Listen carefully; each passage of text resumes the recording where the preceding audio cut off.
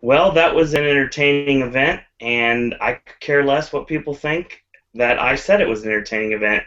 Sarah and Disney here, and we're going to talk a little TNA tonight. We're going to talk about Slammiversary, which just finished up from my home away from home, Soundstage 20 Universal Studios, Orlando, Florida. And of course, I am not alone. Oh no. As always, I am joined by my partner in crime, Ashley. Oh, I'm still recovering from that Red Bull. Oh my god.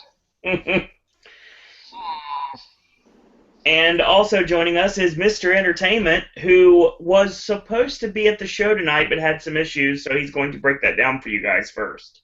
Transport subject to change. Yeah, no lie. Nice. Yeah, it's just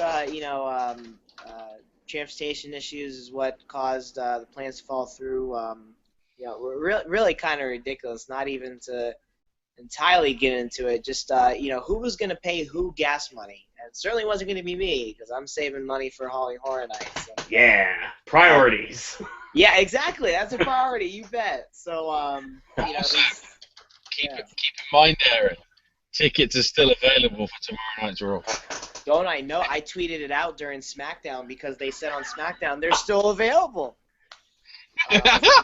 Section 418, row K, seats 9 and 10, only available for 2 minutes before they go back into the queue. $30 if you want to see Raw tomorrow night in Washington, D.C. They might just say tickets are still available tomorrow.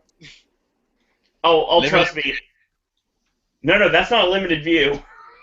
Oh, they're not. Then the thing lied. God damn you, Ticketmaster mobile app. You rubbish. But yeah, four tickets, fun. Different section. Row N, section 421. $20 tickets. Yeah, no, they're actually going to go down in price to get them sold tomorrow. But yeah, no, it just wasn't fun. Missing out Slammiversary. I actually had personally had messaged a personal friend of mine of the Impact Wrestling roster, Matt Morgan. Who else than Matt Morgan? And I wanted to meet him before the show. Obviously, that didn't happen because plans fell through the cracks. And hey, what are you gonna do? I'm gonna try to show up at next month's tapings. A lot of chances then. Oh yeah, to say the least. Oh yeah, and there's pay-per-views too, so I'll still get to see a couple of pay-per-views. But after reading on Twitter what happened tonight, I missed a good show. So I guess I'll buy the DVD or watch it when it becomes available on YouTube. Get an autograph, John Cena 8x10, only in Japan next weekend for 2,000 yen. And side note, if we didn't know, I certainly didn't. I found out today that 4th of July show will be 2 hours long. Oh, thank God. Rightfully so. You can't do a 1 hour show. Oh my God. You realize that the podcast will be starting at 8 a.m. on July 4th. This is true. And 2 hours? Only 2 hours, yeah. And it's only on WWE Network, though, so we got to feel special. I'm glad that my network got paid for the month.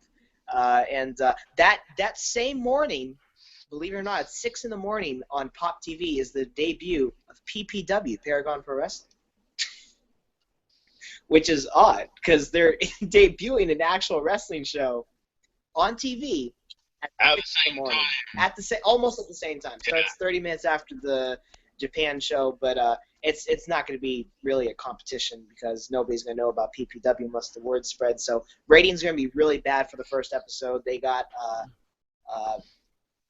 not Vampiro. I forgot his name.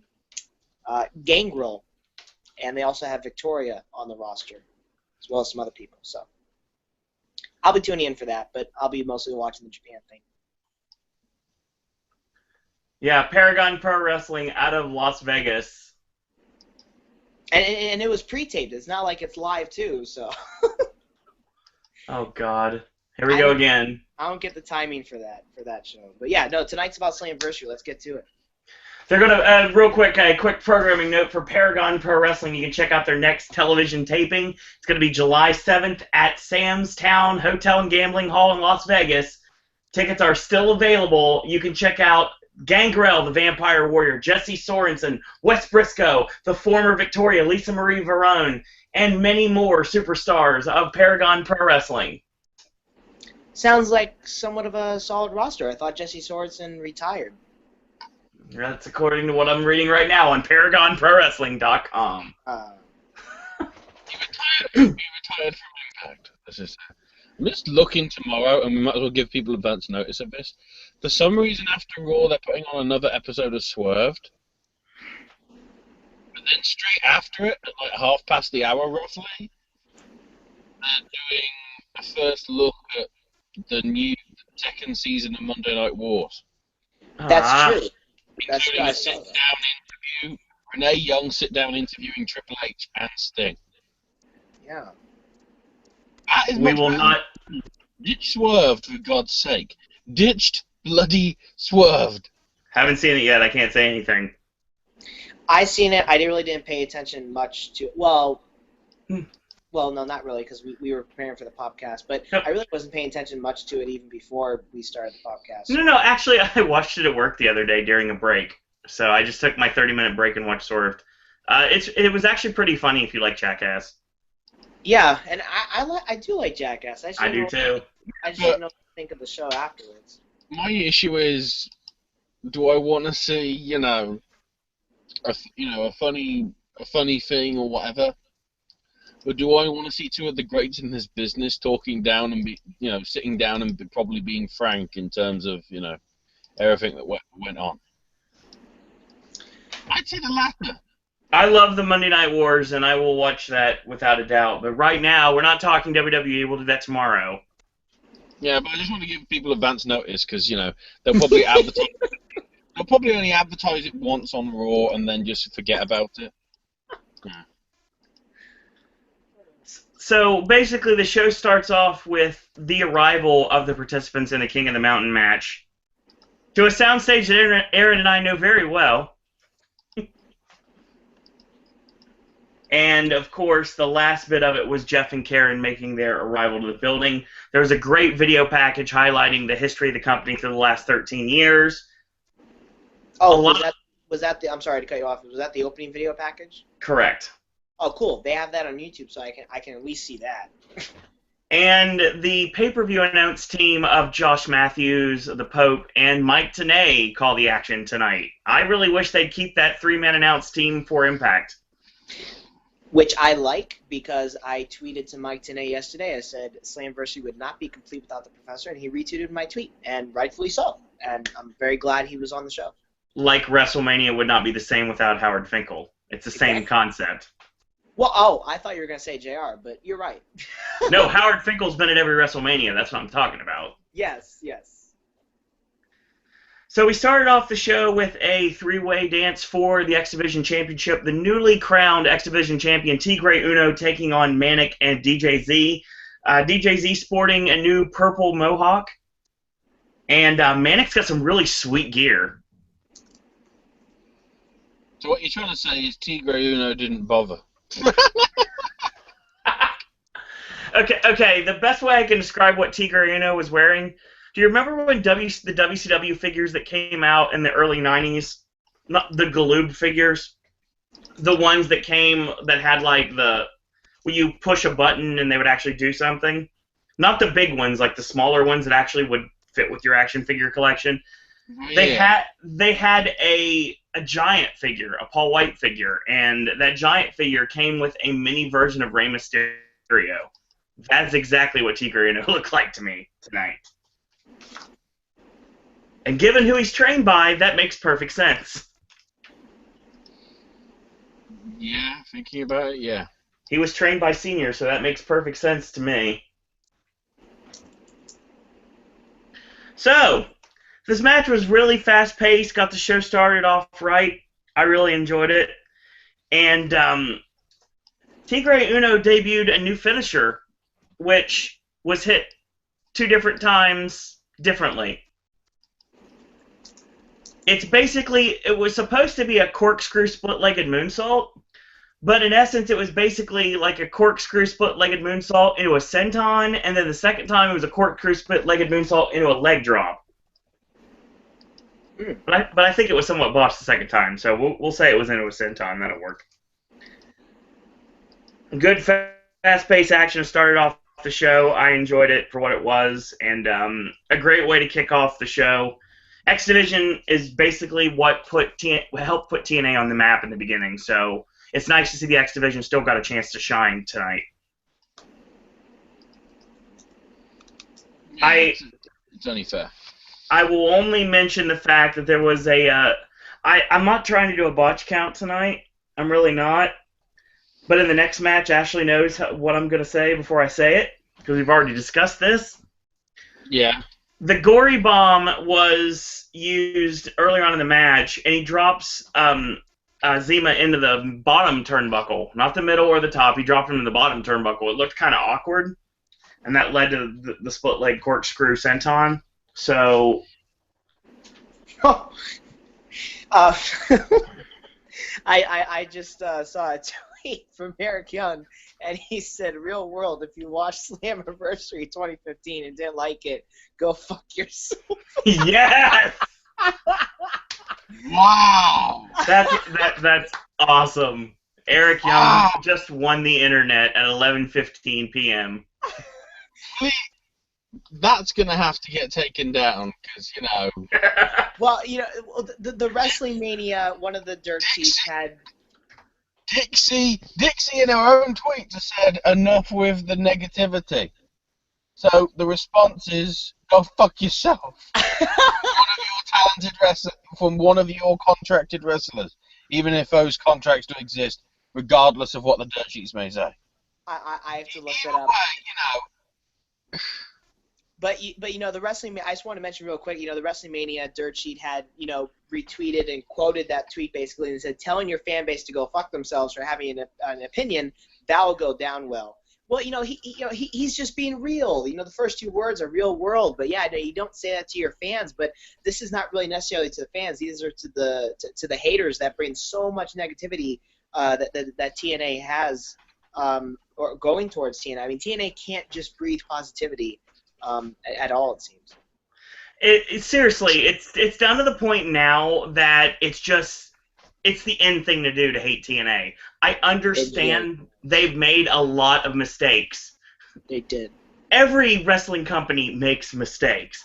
I know TNA has made a lot more than most, but they've also done a lot of great things as well, and that's something that a lot of the so-called haters out there, they don't really pay attention to. That TNA has really still been trying to put on quality wrestling product, even though the stuff in the back is not exactly where it should be. Right. And, you know, yeah. So I just thought that was a very funny tweet to mention. Yeah, that was great. That was, and right away we're not censored, obviously, and I don't edit, so that's not going to happen. So, yeah.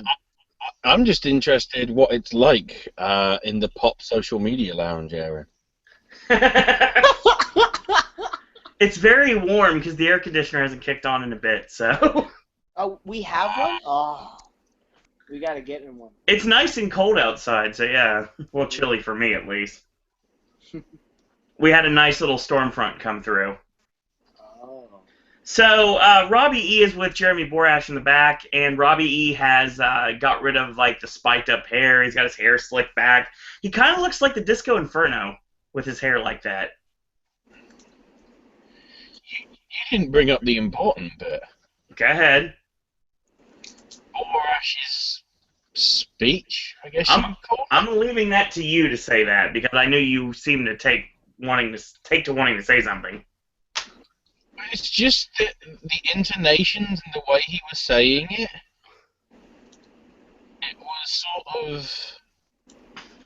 sort of felt like, and we saw this at least one time later on in the night. Mm-hmm. Which will bring that up too. It seemed like it was some sort of, if this is where we go out, it's been a hell of a ride sort of thing. Well, this is also could be coming up to the fact that if this is the end and Slammiversary is the last pay-per-view, Borash wanted a chance to wink, say goodbye. True. But, you know, I wonder how many of those US fans are going to, you know, because I don't know whether they made it clear on the television feed that the UK UK fans were getting this show for free. I don't recall that mentioned once. Because, if... That's why I think some of the people that might be complaining about the show have a right to complain. Where it was given away as a free event to UK fans. Yeah. But for all the people in America and Canada, I believe Canada, I'm not sure whether it's a North American thing or not, but they had to pay, I think, the standard version was $40, I believe. Yeah, I saw $50 for the HD version tonight. What? They can't price like WWE. Just kidding. But yeah, I would complain about that too, even if I had money. I mean, if I had money, just with all the build-up or the lackluster, I really should say, as a TNA viewer, not a fan, folks, learn the difference. I'm a professional wrestling fan. I probably wouldn't purchase the pay-per-view per se. But because of that, maybe they should air this one on Destination America next year or soon. I mean, I have a feeling if they stay on Destination America next year, I guarantee that happens. I really hope so, because they're really the only wrestling company that does that on free television. If Destination America is a premium channel for Bright House customers, but it's basically still free television to watch a pay-per-view. So they're the only company that does that. So that's cool. You wait until Sinclair gets desperate. Yeah, no lie. So basically what I was trying to say is Robbie E's not about comedy tonight. He's basically about the fact that he's going to make Jesse pay for what he's done. So he's tried to take pro wrestling away from him. He says, "You're not the man, you're my bitch." In those words. Is this bitch going to Suplex City? Speaking of, because Aaron doesn't know this, this whole WWE Live Tour thing, turns out they're actually doing Suplex City shirts for Tokyo. Whether they're going to be personalised, I don't know, but Brock's winning Suplex Titty shirts, yeah. He's not Dean Ambrose. Yeah. I like how the event also has a subtitle. They also have Dean Ambrose shirts, which I don't get. There's a lot of new Dean Ambrose merch that's available now. No, but in Japan, on a show which he isn't even going to be on. Yeah. That is the power of Dean Ambrose. The Japanese love he ain't even going to be there. I also like the fact that the Japanese event has a subtitle of Beast in the East.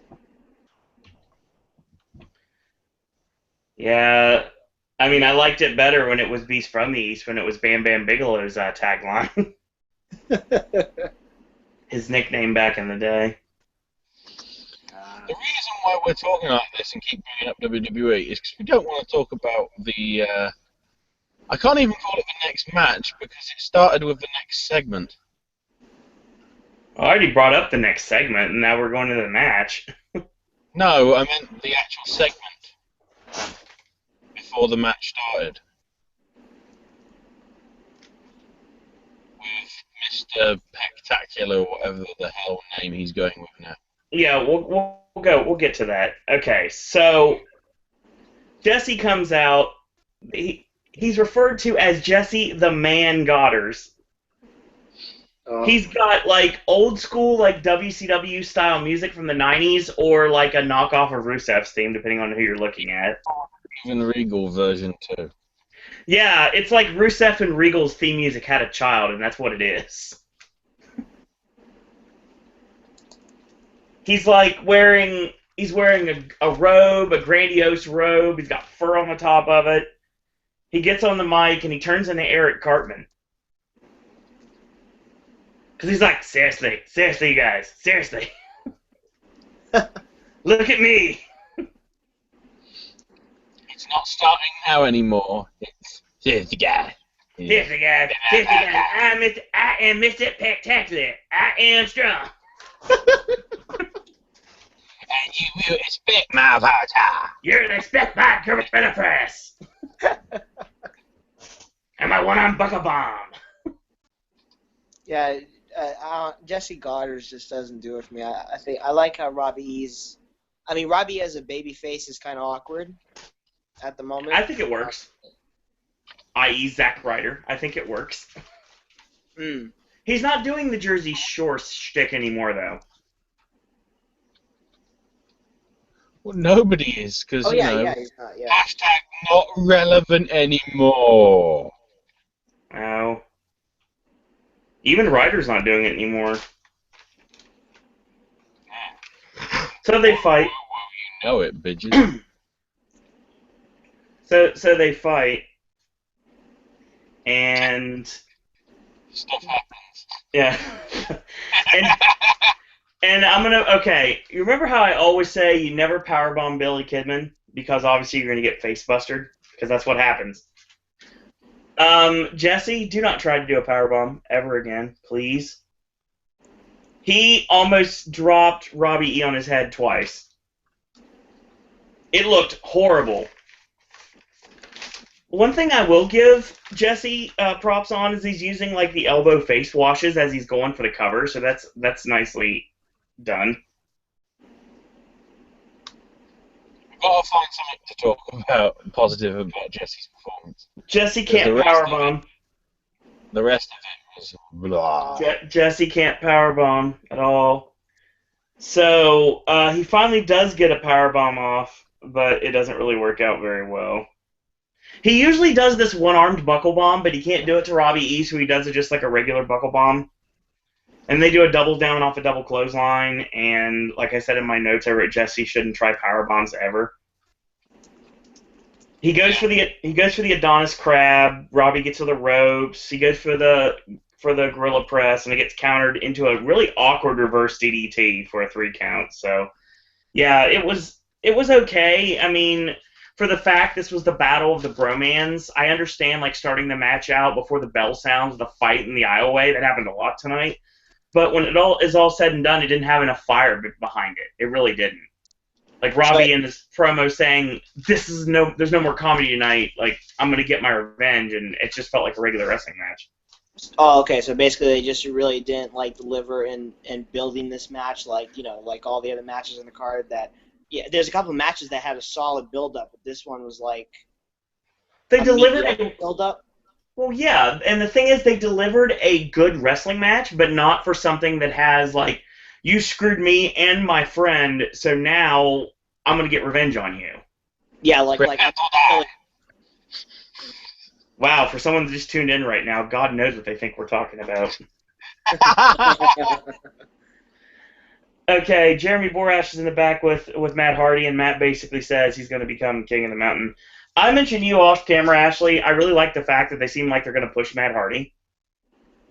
I've always been a Matt Hardy fan, and I'm really curious to see his time in the main event in TNA is now. From what we've seen from the spoilers, which we won't go into too much detail on, unless when it gets stupid.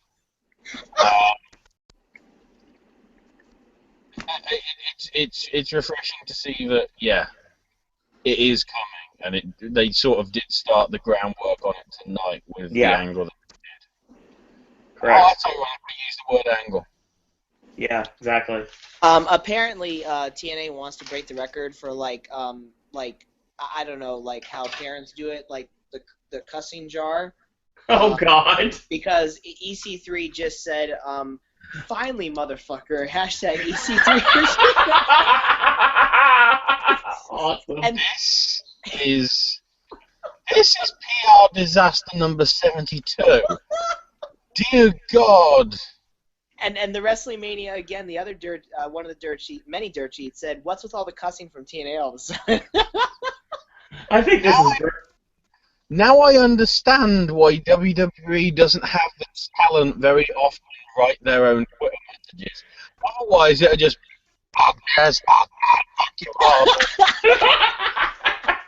Dude, they rock. Like, I don't know what you do with that, but yeah, like probably like if they said what they wanted to say, you'd have Xavier Woods, just like tweet to the fans, "Shut the F up, New Day rocks."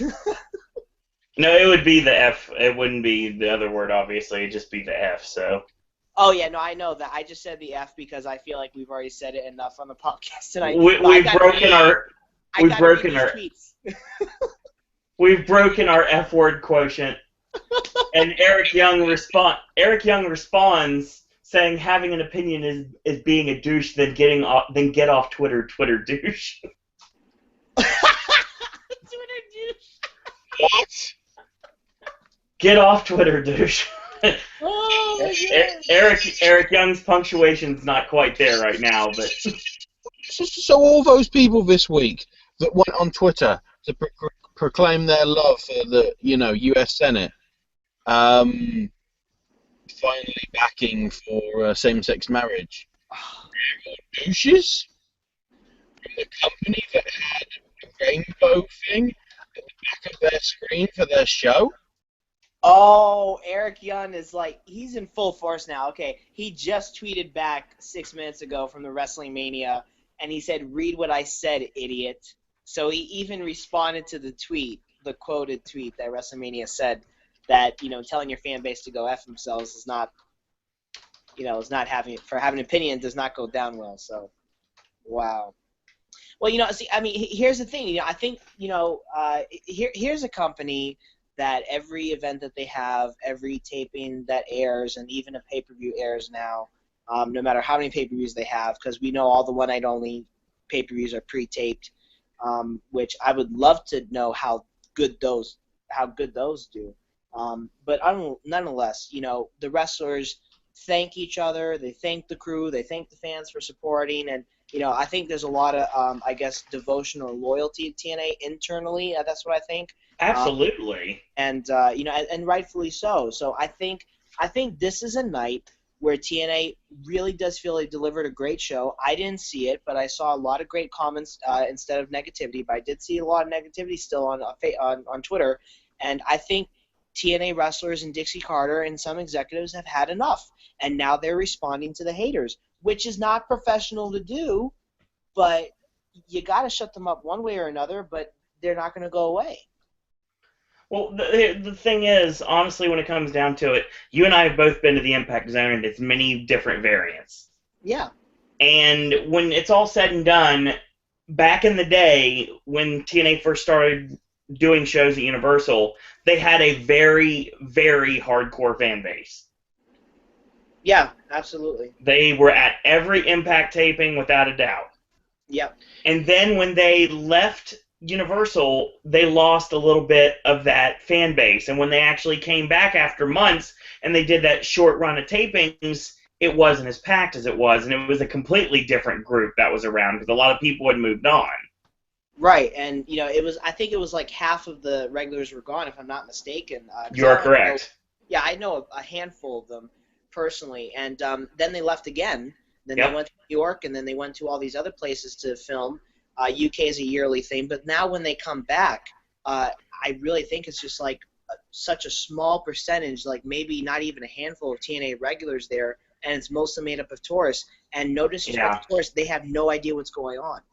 It's like going back to the old WCW Worldwide tapings back in the day when they used to tape like 6 hours of television, and they would have actual signs that say boo and cheer when people would come out, and they would have people coaxing you to react the way they wanted you to react. I'm surprised Universal doesn't do that. I think the tourists go along with the crowd, the regulars. Like, I mean, it's just, it kind of sucks the fun out of me. Or out of the event, well, also out of me too, because I'm the only one chanting, and I start the chants all night. I'm like, okay, guys, I can't start the chants all night. I'll lose my voice this way. You guys got to say something. And the wrestlers even do it too. Like the wrestlers sometimes during the matches, when they're not hearing reactions, they're like, come on! Yep. So, it's sad and funny to see it at the same time. It's a whole new experience. But, yeah, no, it's definitely not the experience from the, mid-2000 days, early 2000 days. See, I mean, seriously, that's one of those things. Like, the Impact Zone was a family. It really was. And then when TNA left, a lot of people just drifted apart. And they did not come back. They did not come back after that. And now TNA's fan base, I would say it's different for Slammiversary tonight because a lot of those people that were in the building tonight, I'm sure a lot of those were diehards. I'm sure. I'm sure not many quote-unquote tourists got in the building. Right. Because it's one thing to be standing out in front of Production Central right outside of Despicable Me with a sign saying go see free Impact Wrestling tapings. It's quite another thing to be your pay-per-view, one of the biggest events of the year, where you're going to have your diehards are going to go to the event and they're going to want to see the action, and there's not going to be any room for the fair weather fans that don't really know anything about TNA and just want to go so they can see some wrestling. Yeah. So, I mean, or they're just bored and they don't want to have nothing else to do and they just want to say, okay, we'll do this. Maybe we'll be on TV. Yeah, maybe this event, this will complete our experience. We get to ride the movies and be a part of TV. Exactly. And it seems like Slammiversary is numbered now, so maybe this should just be their WrestleMania, because when I started watching TNA in 2005, 2006, I thought Slammiversary was its WrestleMania. It was so big and hyped up to be the biggest event of the year, and then they had Bound for Glory, and I'm like, oh, this is their WrestleMania? I thought it was Slammiversary. I know I'm not the only one who thought that either. Well, the thing is Bound for Glory, even though it ran in Japan, it kind of had a lot of issues with the time frame and the fact that it was pre-taped and everything. I mean, pay-per-views work best when they're not pre-taped, because obviously you could go on any sort of website and get the results. Right. It's just like the tapings that they taped. Okay, here's a cardinal rule, I guess, in professional wrestling. You know, I'm not a booker, I'm not a promoter or manager or anything, but why do you guys why must tape episodes taking place after Slammiversary? Maybe these dates that have passed now were the only ones they could book the soundstage for. Well, it's possible, because I can tell you 20's not being used for Horror Nights this year, so they don't have to worry about that. So, you know, it just begs the question, why do we have to tape episodes after the event? I mean, some of the matches were dead giveaways tonight. The Wolves was a dead giveaway. Yeah. And maybe the Kingdom Mountain match was a dead giveaway too. I wouldn't necessarily call the Wolves a dead giveaway, because the stipulation that got announced at the end of the night, it could have went either way for either one of them winning. Oh, booking wise, you noticed it could have gone either way, even though we kind of knew it really could have. Okay. You know, we were going to get that stipulation, and the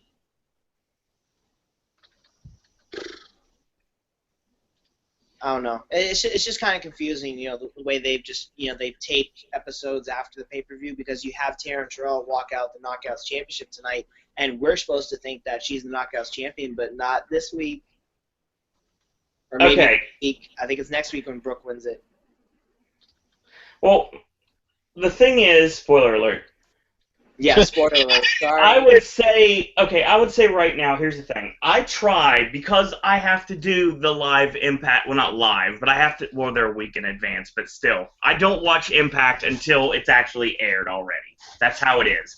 I don't have Destination America anymore. I had to find nefarious means in order to watch the live special, obviously on Wednesday before we did the podcast. So I don't have the luxury to have Destination America. But I will say right now that when I watch Impact, I try not to read the spoilers as best I can. And if I do see something, I try to quickly forget it so I can be like, well, plausible deniability. So let me explain the reason why. And I hate to be devil's advocate, but I'm going to play it right now. This is the reason why tapings have to happen the way they do. Okay, you have to have the soundstage space, all right? Talent has to be flown in from different places, some other countries, depending on how you're looking at it, depending on where they're working at the time, and it costs a pretty penny to do that.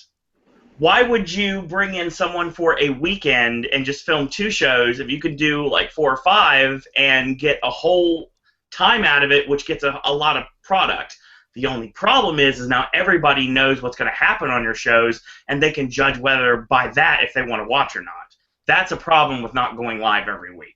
But they can't afford to go live every week. That's the issue here. They're not even honestly live every week, even if they were.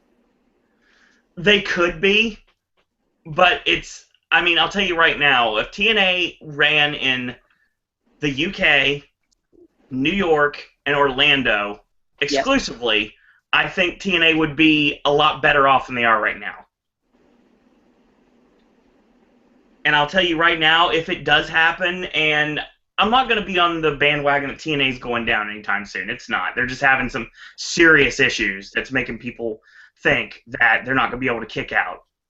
But I'll tell you right now, when it comes down to it, I think if that announcement goes down and everything goes and it's all said and done, I honestly think that in July, when we have that 8 days of tapings that are going to be in the end of July, they're going to get us all the way to Bound for Glory. I think they make the right decision, and Bound for Glory is in the United Kingdom this year.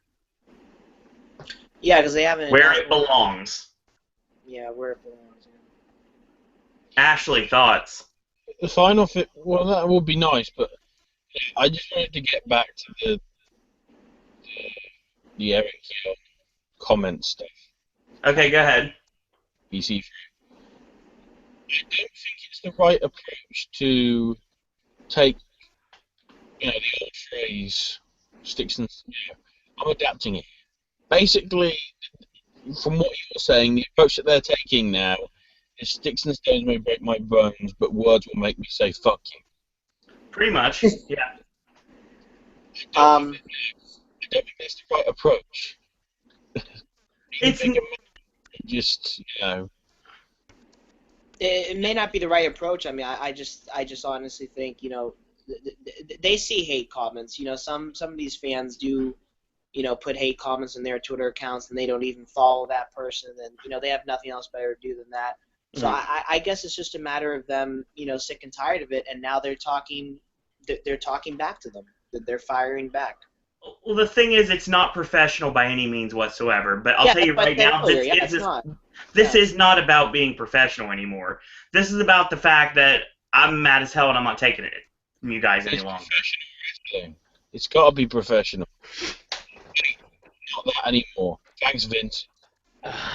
Just like Drew Galloway says, professional wrestling.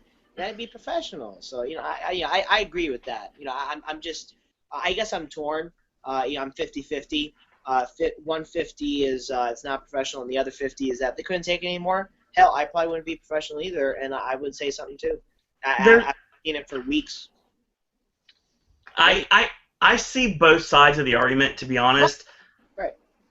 But I mean, it's one of those things. It's kind of like it's time to stand up for yourself finally, and it may need to be worded differently, without a doubt. Maybe like caution what you may say, but let people know that TNA they're not lying down. This isn't the end. Yeah, it's not, and kind of like go based off of what you guys promote. The hashtag stand up. Keep doing that. Use that in these tweets. Hashtag stand up. That's what I do. Just make that a movement again, because it was a movement for the 3 days that Drew Galloway was in control of their social media channels, and it trended sometimes. So, use that to their advantage. Well, I will say right now that Dixie is taking to Twitter like more than ever tonight. I've noticed that. I noticed that too. And she even took it to me last night. Someone asked her on Twitter. I'm gonna leave that alone. Someone asked her on Twitter, "What's going on at TNA with your major stars leaving?" And Dixie's response was, "They're not leaving. They're still gonna work for them. They may not have any contracts anymore, but they still can be paid for their appearances. That way, they don't have the contract holding them back, and they can still work other indie shows to make supplemental income whenever there's not going to be an Impact taping." But okay. But what does that make TNA seem like, though? That then, it's a company that you don't have to be under contract. You can just, it's like a pit stop. You can just go there and work for them every now and then, or when they tape months in advance. So, I don't know. It just seems like, where's the professionalism? There's no contracts. It's like an indie promotion. That's exactly what it's being ran like that, too. Yeah. You show up, you get paid, you go on for the next show. Exactly. You go to the next town, and you make your next paycheck. So I guess that's what it seems like. The problem is people aren't going to be accepting of that because of everything that's happened in the past 13 years. I know. There's a lot of problems. They don't want to see a backward step from somebody when other companies are making forward steps at the same time. Most notably, just because of the Destination America deal, Ring of Honor. They've come under a lot of criticism as well. Yeah. The stuff that they've done. Have they gone fuck you about it? No. I'm running with this because it's the approach. They've took the criticism that they have had and haven't thrown a hissy fit or anything about it. They've just, dealt with it and tried to improve the product as much as possible. You're never going to make the fan base love TNA because people have already made up their minds. You can sway people most of the time. When it comes to Impact Wrestling, I don't think you can sway a lot of these haters at all. They could put out the greatest wrestling show ever, and they'd still would find problems with it. Honestly, I don't think some of them are all haters. I think some of them are people that have been burnt too many times. I agree with that. Yeah, it's a mixture of both. Tonight, because, and I want to bring this up here, even though we'll probably bring it up later anyway. Tonight, on Twitter, they did confirm that there would be a bonus match added with Rockstar Spud taking on Tommy Dreamer. And of course, that didn't happen. Well, I mean, making promises that don't even come to fruition. Well, it's funny that you mentioned that because I brought that up, and Bully Ray was the one who tweeted that out.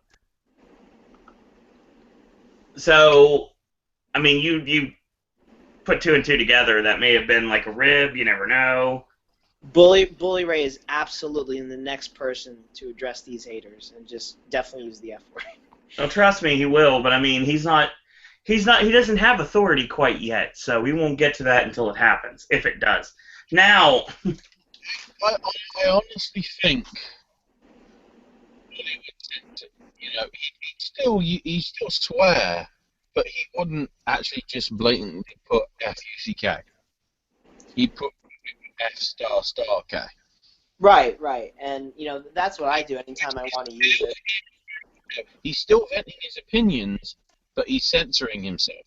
He's not, think of, little, Timmy or whatever, who's 8 years old, who is an Eric Young fan, despite the fact he's a heel, because, he likes him as a wrestler. He goes to his Twitter account, even though kids under 12 shouldn't be having Twitter, but either way. No, they shouldn't. And then just see that in his following list.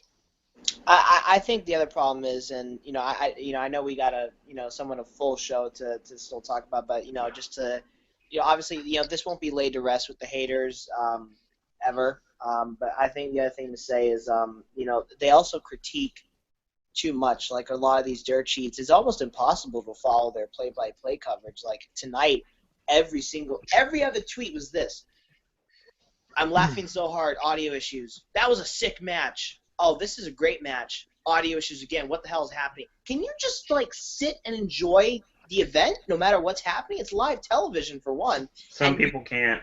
Yeah, no, some people can't, and I understand that. I mean, I didn't know what to say to these not shocking tweets because it's not surprising to me.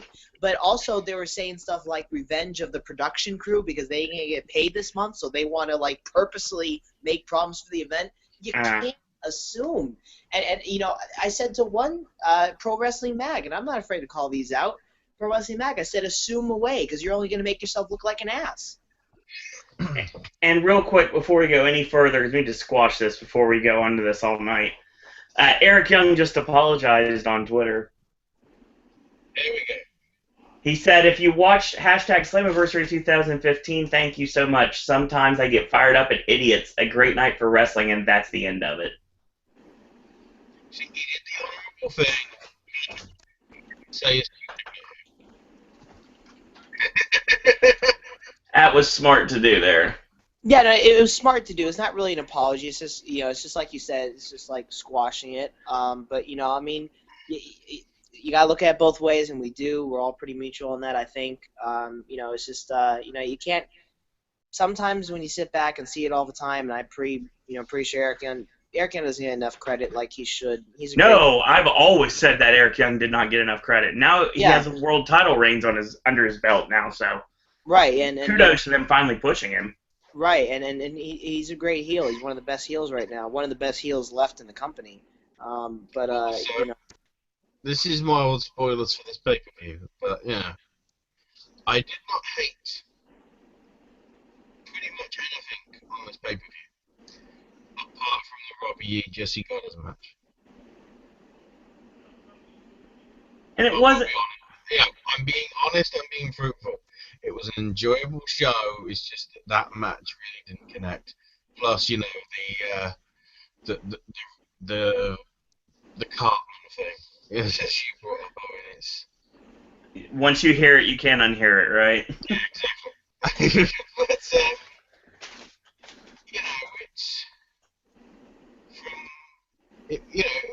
whether it's worth $40. Yeah. I beg to question that. But it was an entertaining show. Okay, let's say this. Remember when I tuned out for WWE before WrestleMania this year? Hmm? I think this show is better than a lot of the wrestling I missed while I was gone. I'd say that it was probably better than this week's Raw. Yeah. Wow. Comparing television product to pay-per-view, but which isn't truly fair. But then again, the UK got it for free, so technically there's no difference. Well, to me that's surprising because for you guys to both say that and agree with that, I can't say much because I didn't see the show obviously, but for it to be better than Raw and it was an actual pay-per-view, and it was the first pay-per-view in many months, that's impressive. That's impressive. I think TNA will get some positivity out of this. Yeah, definitely. They just, like I said, to move on from this is just to use the hashtag stand up to their advantage. I get haters every day too. So hashtags can be manipulated. Exactly. A dirt sheet can make fun of the hashtag and say hashtag stand up if you hate TNA or hashtag stand up if you want to leave TNA. Like that's what the wrestlers are doing. And Case an example this week, because apparently we're just going to social media talk now, nothing to do with wrestling. Because it's entertaining. There's a game that came out this past week called Her Story, which all of a sudden was getting a lot of traffic on Twitter because some woman was making allegations about a sexual assault by one of the One Direction people. I'm not going to name names because it's all allegations. If you want to find it out for yourself, PMD's probably got 50,000 yards of pages, whatever. Inadvertently, that was creating publicity for the game because it came out at the same time. This is what I fear is going to happen with people using hashtags. People are going to abuse hashtags that can easily be abused. Yeah. You've seen it before yourself, Owen. When was it last week when they had? Yeah, it was a couple of weeks back, wasn't it? When they had Neville versus Owens. Mm-hmm. They said hashtag NXT Championship when it was. Yeah, exactly. People started using the wrong one on purpose because it was probably going to piss off WWE. Yeah, no, it's just. That's the deal. This is the problem with social media now. It's getting a bit too up itself. Yeah. Talent's taking the route that Eric Young did, and he has apologised. I will admit that, but talent's taking that approach aren't helping the idea that social media is a bad place to be, because it should be a good place to be. See, Eric Young basically rescinded the tweet that was in question, and now it just simply says, "Real world, if you watched hashtag Slammiversary 2015 and didn't like it, I feel sad for you." Hashtag pro wrestling, hashtag proud, hashtag fifth day, hashtag A game, hashtag team effort, hashtag nice. And he also tweeted, really, at Impact Wrestling, thank you. So. And EC3, to his credit, he's a heel, and he's not talking to the fans. He was addressing the fact that finally he gets a shot at Kurt Angle. So maybe not the right choice of words, and obviously if WWE social media did something like that, that wrestler would get his Twitter account taken away from him or her. So, I mean, TNA doesn't have that kind of handcuffs on their talent. Sometimes that's a good thing, sometimes that's a bad thing. Yeah, and, you know, in this case, it's semi of a bad thing. I think that's why when haters say WWE rejects or like WWE has-beens go to TNA is that you can be a little bit more free in TNA. You know, you can change your gimmick up. They don't care, you know, who you are. Like, you know, I think Matt Morgan said in an interview, best on YouTube I watched earlier this week, that was a past interview, and he said, I went to TNA because in WWE I was being someone that I really didn't want to be with. I didn't want to be. I wasn't relating to the character, so I got to be the character I could relate to in TNA. So I think Matt Morgan's always been ultimately happy with TNA, more so than he ever was with WWE. I agree with that. That's a good segue, actually. Yeah, I am going to use it without a doubt because we're going to get far away from this conversation because we could go all night long and then dance a little longer. Woo! If we wanted to do that. Because it is so entertaining. But yeah, yes, like let's get to the matches. I got thoughts on those from what I saw on Twitter, and should be entertaining to see to hear you guys what happened. You take such good notes, I can visualize the events. Yeah, sometimes it's not easy, especially when... See, it's funny because with WWE matches, I usually can write like pretty slow and everything's fine until we like get a Ziggler match, we kick it into high gear.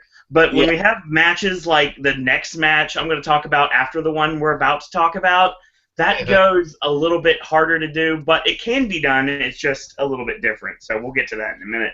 We get to Bram's open challenge to face off against anyone, and of course it was accepted by the returning Blueprint, Matt Morgan, last week. Someone you know very well, Aaron. Yes. I'm actually going to send him a message right now saying I apologize I couldn't meet you before the show. Some BS happened, so I couldn't go to the show. I hope when we get... Swearing. He was talking about body scissors, thank you. Don't know why, he just and was. I said BS, yeah. I thought talking about Boondock Saints, hadn't I? Oh, just as long as it's not the second one, we're fine. Eric Young started tweeting. He started trending. Not tweeting, he started trending. Yeah, he has. Shock surprise. Yeah. Okay, so Bram faces off against Matt Morgan. Morgan comes out here, and he basically says, this is not going to be a wrestling match. It's going to be a fight. Might as well make it an official street fight. So there's an official street fight between Bram and Matt Morgan.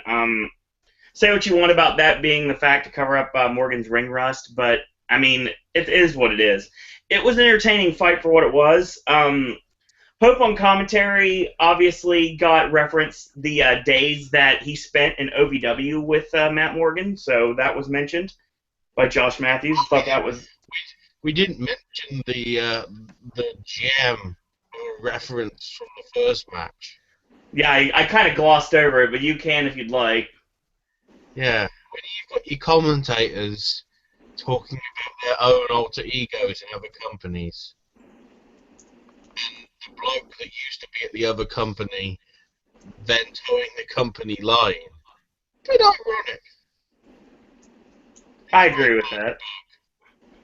But it's great. He brought up Elijah Burke, but then they turned it around, and Josh said that's more of like a D'Angelo De Niro. Yeah, probably because Al Snow was in the back going, shut him up. Shut him up. Shut him up, or I'm going to clock him with head right now off camera. That might explain what happened later on in the night. Creative was like, we don't want you referencing the other company anymore, so we're taking you off commentary for 4 minutes. This match was, it was short, but it was a little bit, okay, this is a weird way to put this. It was short, it was a little longer than I thought it would go, honestly. It went back and forth for a bit, and I really like the carbon footprint broke out, sends the chair into Bram's face, knocks him to the floor, and he finally gets the upper hand. He grabs 2 chairs, and he goes for the brighter side of suffering, gets countered, and a chair shot is stopped by a Goozle going for the choke slam on the chair, but Bram kicks out at 2. Morgan waits too long. He gets low blowed, brighter side of suffering on the steel chair, and Bram wins. Because we're building Bram to be like the next. I can't call him necessarily the next top heel, but I think he's going to be like a nice upper mid card heel that's going to be going in. Next Randy Orton. That's a really good way to put it, actually. And he was my pick. He was my pick to win. If I met up with Matt Morgan tonight for the show, I was actually going to tell him. I'm sorry, brother.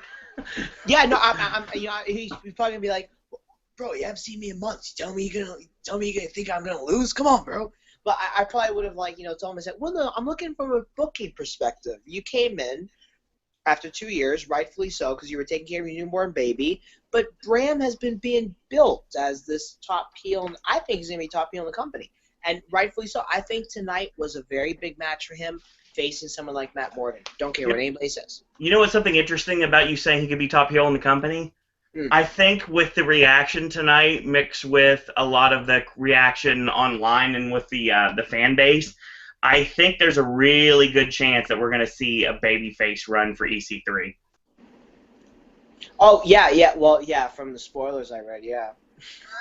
Until, they overdub it with booing. Because we know they do that a lot. I will say right now that this match was okay. I mean, it kind of reminded me a bit of those Barrett and Corbin matches that I don't want to like, but I kind of got into a bit. So, I mean, that's the best way I could describe it to WWE fans. Speaking of EC3. To some extent.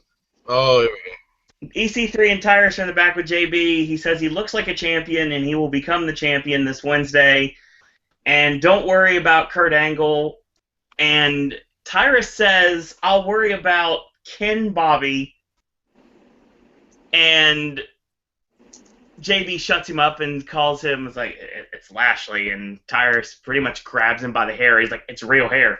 So, shuts up Jeremy Borash, dead in his tracks.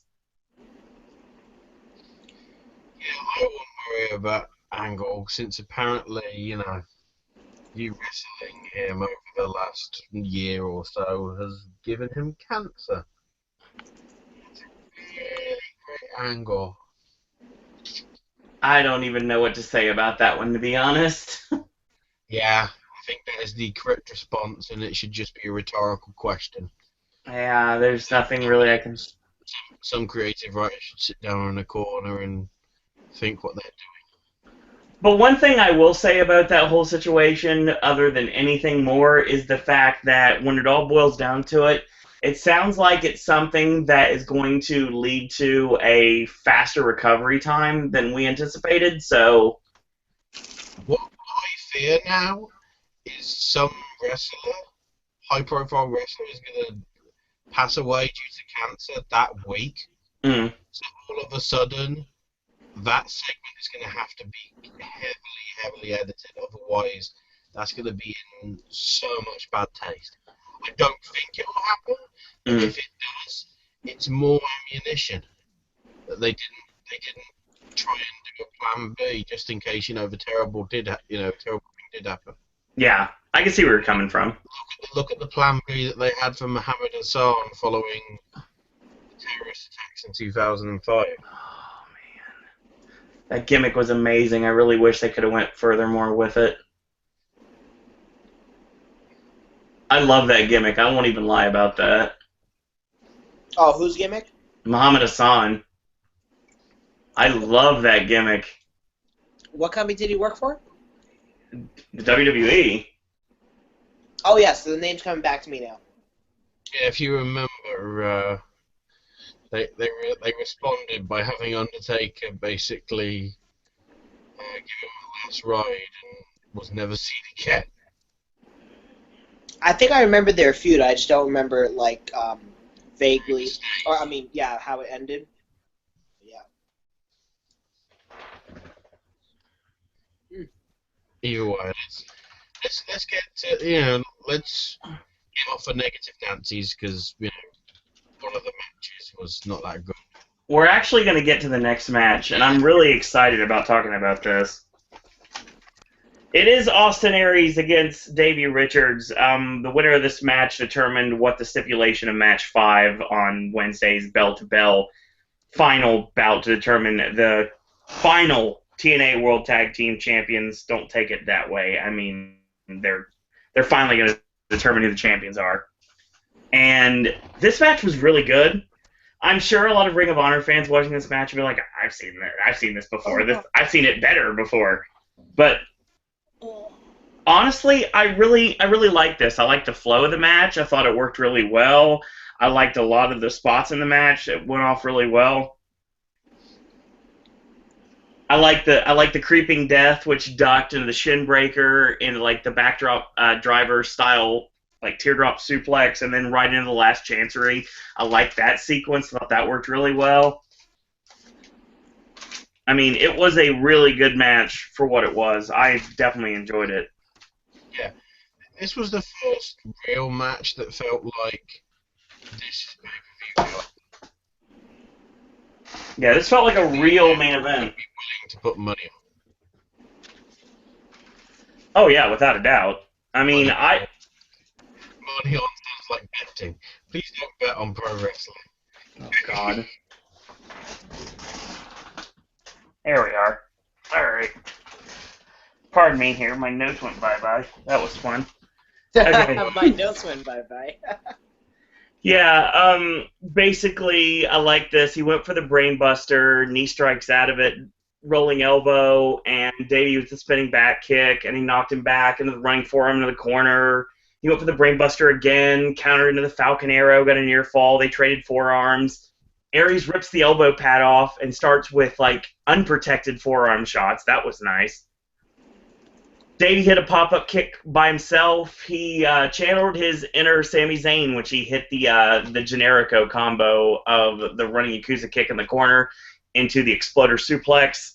He headed up top for the double foot stomp. We got a near fall on that. Bobby Roode came out on the ring apron, and Eddie Edwards pulls him off. They fight on the floor. Meanwhile, the camera misses Aries rolling up Davey from behind with the tights 1, 2, 3, and the dirty heels. Get the advantage going into the match on Wednesday. Well done, cameraman, for screwing up the shot. So Aries gets on the mic and says, okay, we're going to have this match. Go all night and go a little longer and harder than anybody else. So we're going to have ourselves a good old-fashioned bra and panties match. And I laughed out loud when he said that. And he's like, no, just kidding. We're going to do a 30-minute Iron Man match. So the final match in the best-of-5 series is going to be an Iron Man match between the Dirty Heels and the Wolves. Which I read from the spoilers, obviously. Yeah. It's tapings I wanted to go to, so I was just dying to know what was happening. And that happens for any time they tape in Orlando. Of course. But it was kind of unusual when I saw that in the spoilers. I'm like, oh, wow, 30-minute Iron Man match. I wonder how the commercial breaks are going to be placed during that match. I'm really curious. I told Ashley, I was like, when I heard about that match, I was like, I'm really curious how I'm going to recap this match. Yeah, because it's actually a good point. So it might be like... Isn't Bell to Bell in its approach supposed to be that the matches aren't interrupted by adverts and they only have adverts in between the matches? I don't think so, but I could be wrong. I'm trying to remember the last one and how that worked.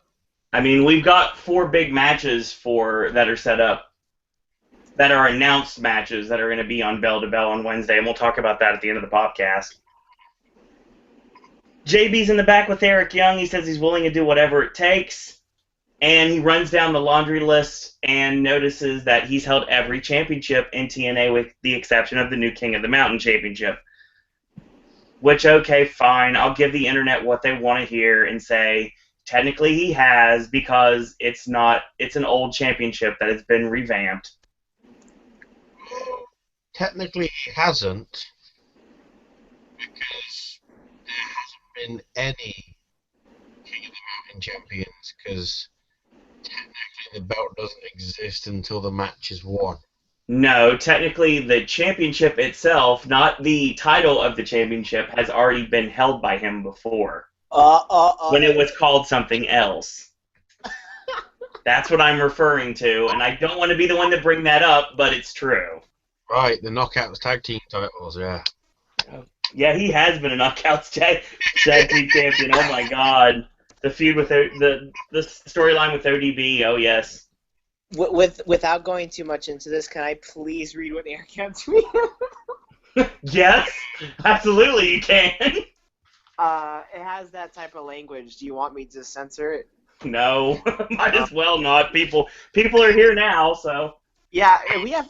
I guess we have 5 viewers. We had 4, so we have 5 now. So Thank you, Acer, again for putting us over. We totally appreciate that. Absolutely, I'm gonna tweet that soon, Acer. So, retweet it. I mean, but yeah, I tweeted that we were uncensored and live tonight. A little different. So, but this person said at TNA Dixie as well, and at Buzz the Outsider. I guess that's a wrestling dirt sheet. But it was at Bell Braden. You're being called out in the podcast. So Eric Young said to him when he said, "I hope TNA will go out of business." Eric Young said, "You hope when hundreds of people lose their jobs that have families. Nice, you're a fucking loser." Wow. Wow. I saw that too. This. See, the thing is, if they weren't swearing, this would be damage control. But now that they are, it's just sadly looking more and more like the self-destruct button is being pushed. Well, I mean, like, now that I've seen this, like, this is the 3rd or 4th tweet that I've seen from Eric Young. Okay, now it's almost like, as a professional wrestling fan, I don't want to say, and I might get blocked for it, I'm not siding with the haters, of course not, but, maybe you can take a more professional approach of this, and maybe you don't want to sound like them, because these haters use curse words, every curse word in the book about TNA. Why you gotta sound like them? At first, I was, laughing at all this. Mm-hmm. Now it's looking more and more depressing. See what? I'm serious. It's like I know. That's the thing. this is what we've come to. They're really trying. It's the thing is, they're really trying to push Eric Young's buttons now that someone's already done it. So now they're going to try to do it again to get him to react. Or you could block them. Twitter does give you that option. Yes, they do. Unfortunately. Turn off your phone and quote Ric Flair, go to bed. Wake up in the morning, delete all the messages that have been sent to you that you don't really give a damn about. Yeah, I know. I'm just gonna tell them to block these people. I wouldn't even block me for saying there's more ammunition for them. God. Yeah, someone even said ignore them, Eric. They try and get me into Nigerian scams and whatever. Sorry, other nations doing scams are available. Hey, if you're going to talk about Nigeria, you cannot not mention, I know it's a double negative, you cannot discount the great Power Uti. And you know this, Ashley. Yeah, that's routine. You didn't get the reference, I'm guessing. No, I'm going for a different one. Power Uti, Colt Cabana's Art of Wrestling, Cliff Compton, Nigeria, Doc Gallows. No, it's just, Power Uti does sound like, that's how the name poutine came to be in terms of, cooking. Well, he wrestles like gravy, so it makes sense. Uti invented it in 1622. Well, there was apparently before him there was Power Mike, and Charles the First was getting bored and wanted, something on his dinner plate, and Power Uber came along and said, "What about this? Call it boutique." Cancel. Yeah. And the response to that is learn how to sell. So, all right. The reference has probably gone over almost everyone's heads is listening to this right now. But if you get this, a million cool points to you guys. Okay, handicap match. The Dollhouse against Awesome Kong and Brooke. Yeah, and this is official apparently. Oh, that's great. The 3 on 2.5 handicap. I was going to let you bring that up, but I wasn't going to touch that. Neither am I. I'm just stating the fact. Yeah, I know. So the Dollhouse basically come out. Taryn gets on the mic and says she is the greatest and now longest reigning Knockouts champion in history.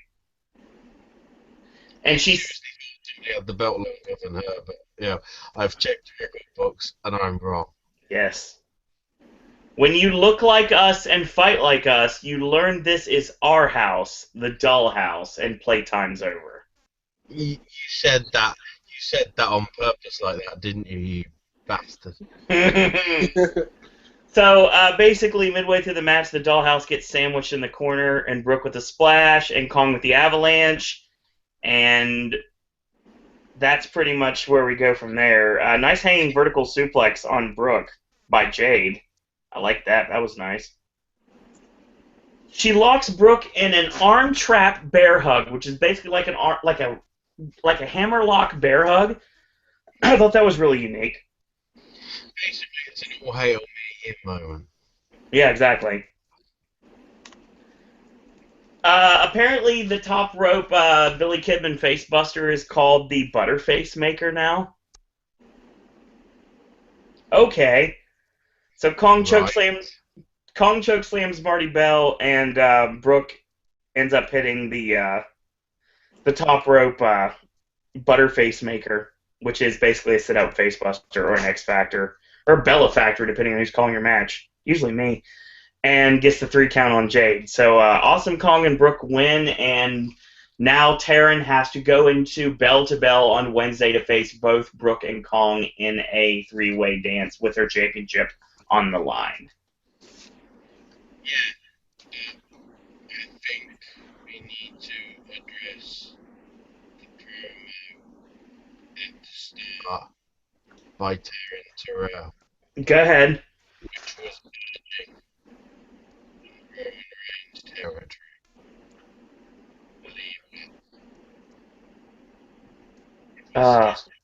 It was like, you really feel passion for the sport of wrestling, Taryn. Well,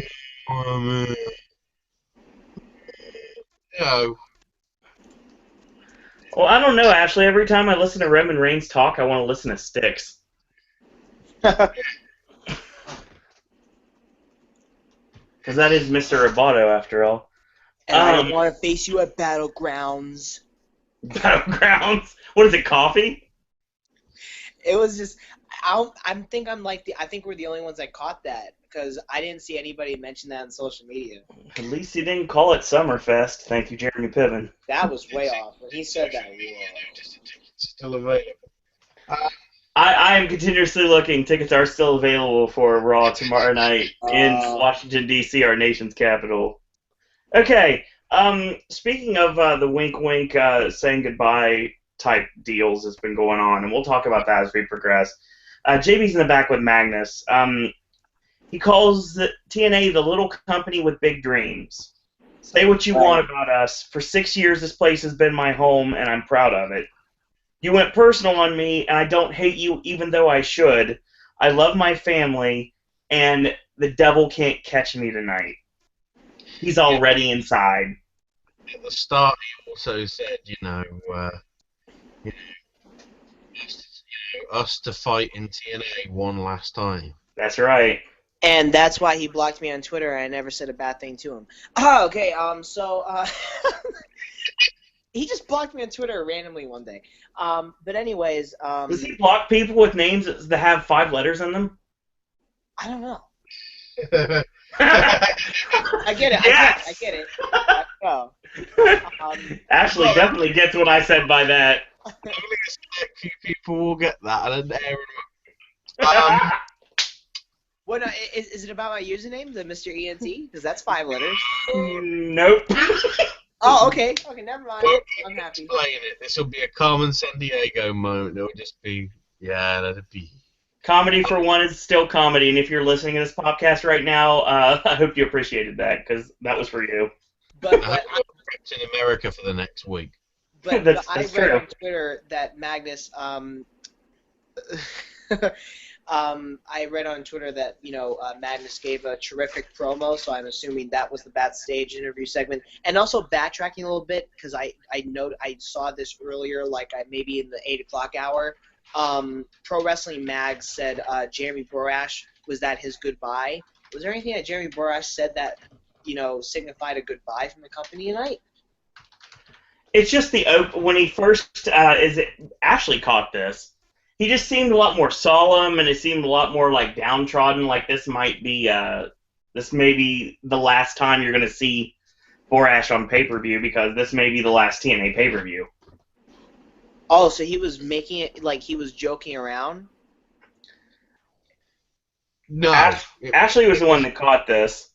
To me, it was more like a eulogy sort of approach. It wasn't a comedic thing. It was sort of serious and heartfelt. Whether it was how you said it, or whether it's because it's the last time you'll see them live. Mm-hmm. Because we already know for a fact that the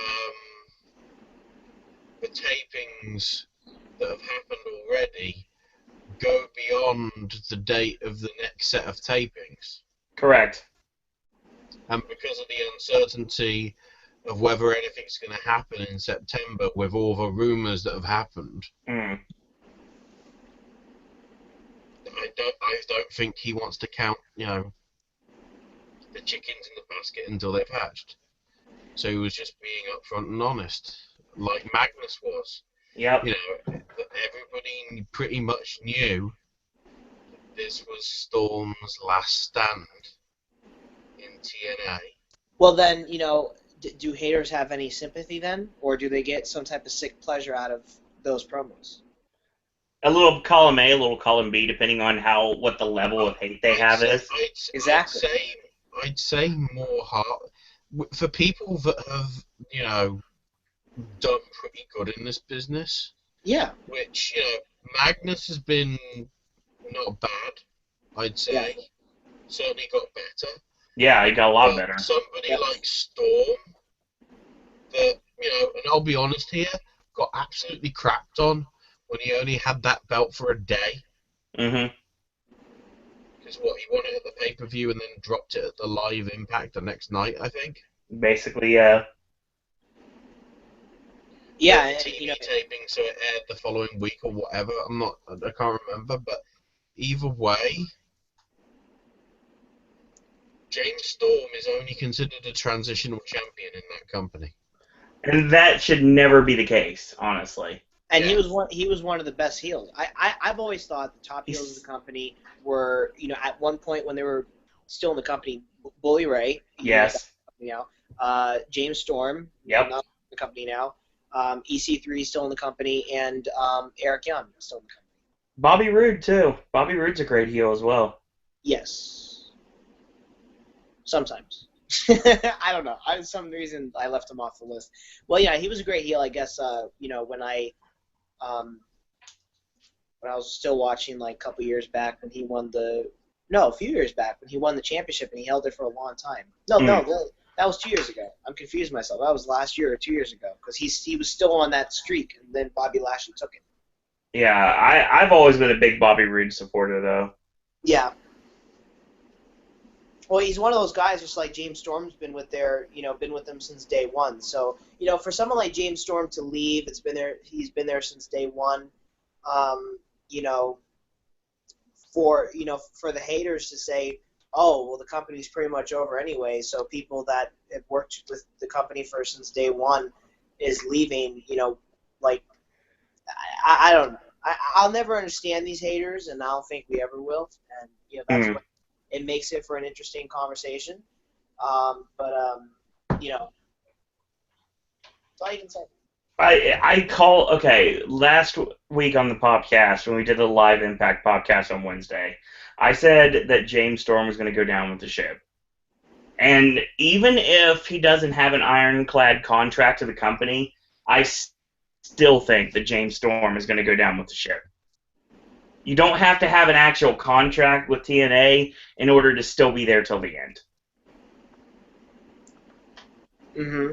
And if you look, we're not talking about it. We're trying the best we can to stay away from spoilers for the next several weeks of Impact tapings. But when it comes down to it, he didn't go anywhere. He's still on Impact nearly every week. Yeah, that's true. So he may not have a contract that says he's with the company, but I still think he sticks around with the company. Magnus, that might be a different story. It sounds like he's setting his sets on Global Force, but then again, who knows? Maybe Global Force and TNA really are in cahoots, so it's anyone's guess at this point. Mm-hmm. Ashley, thoughts? Ashley? Thoughts? Michael. Do not snort at me again.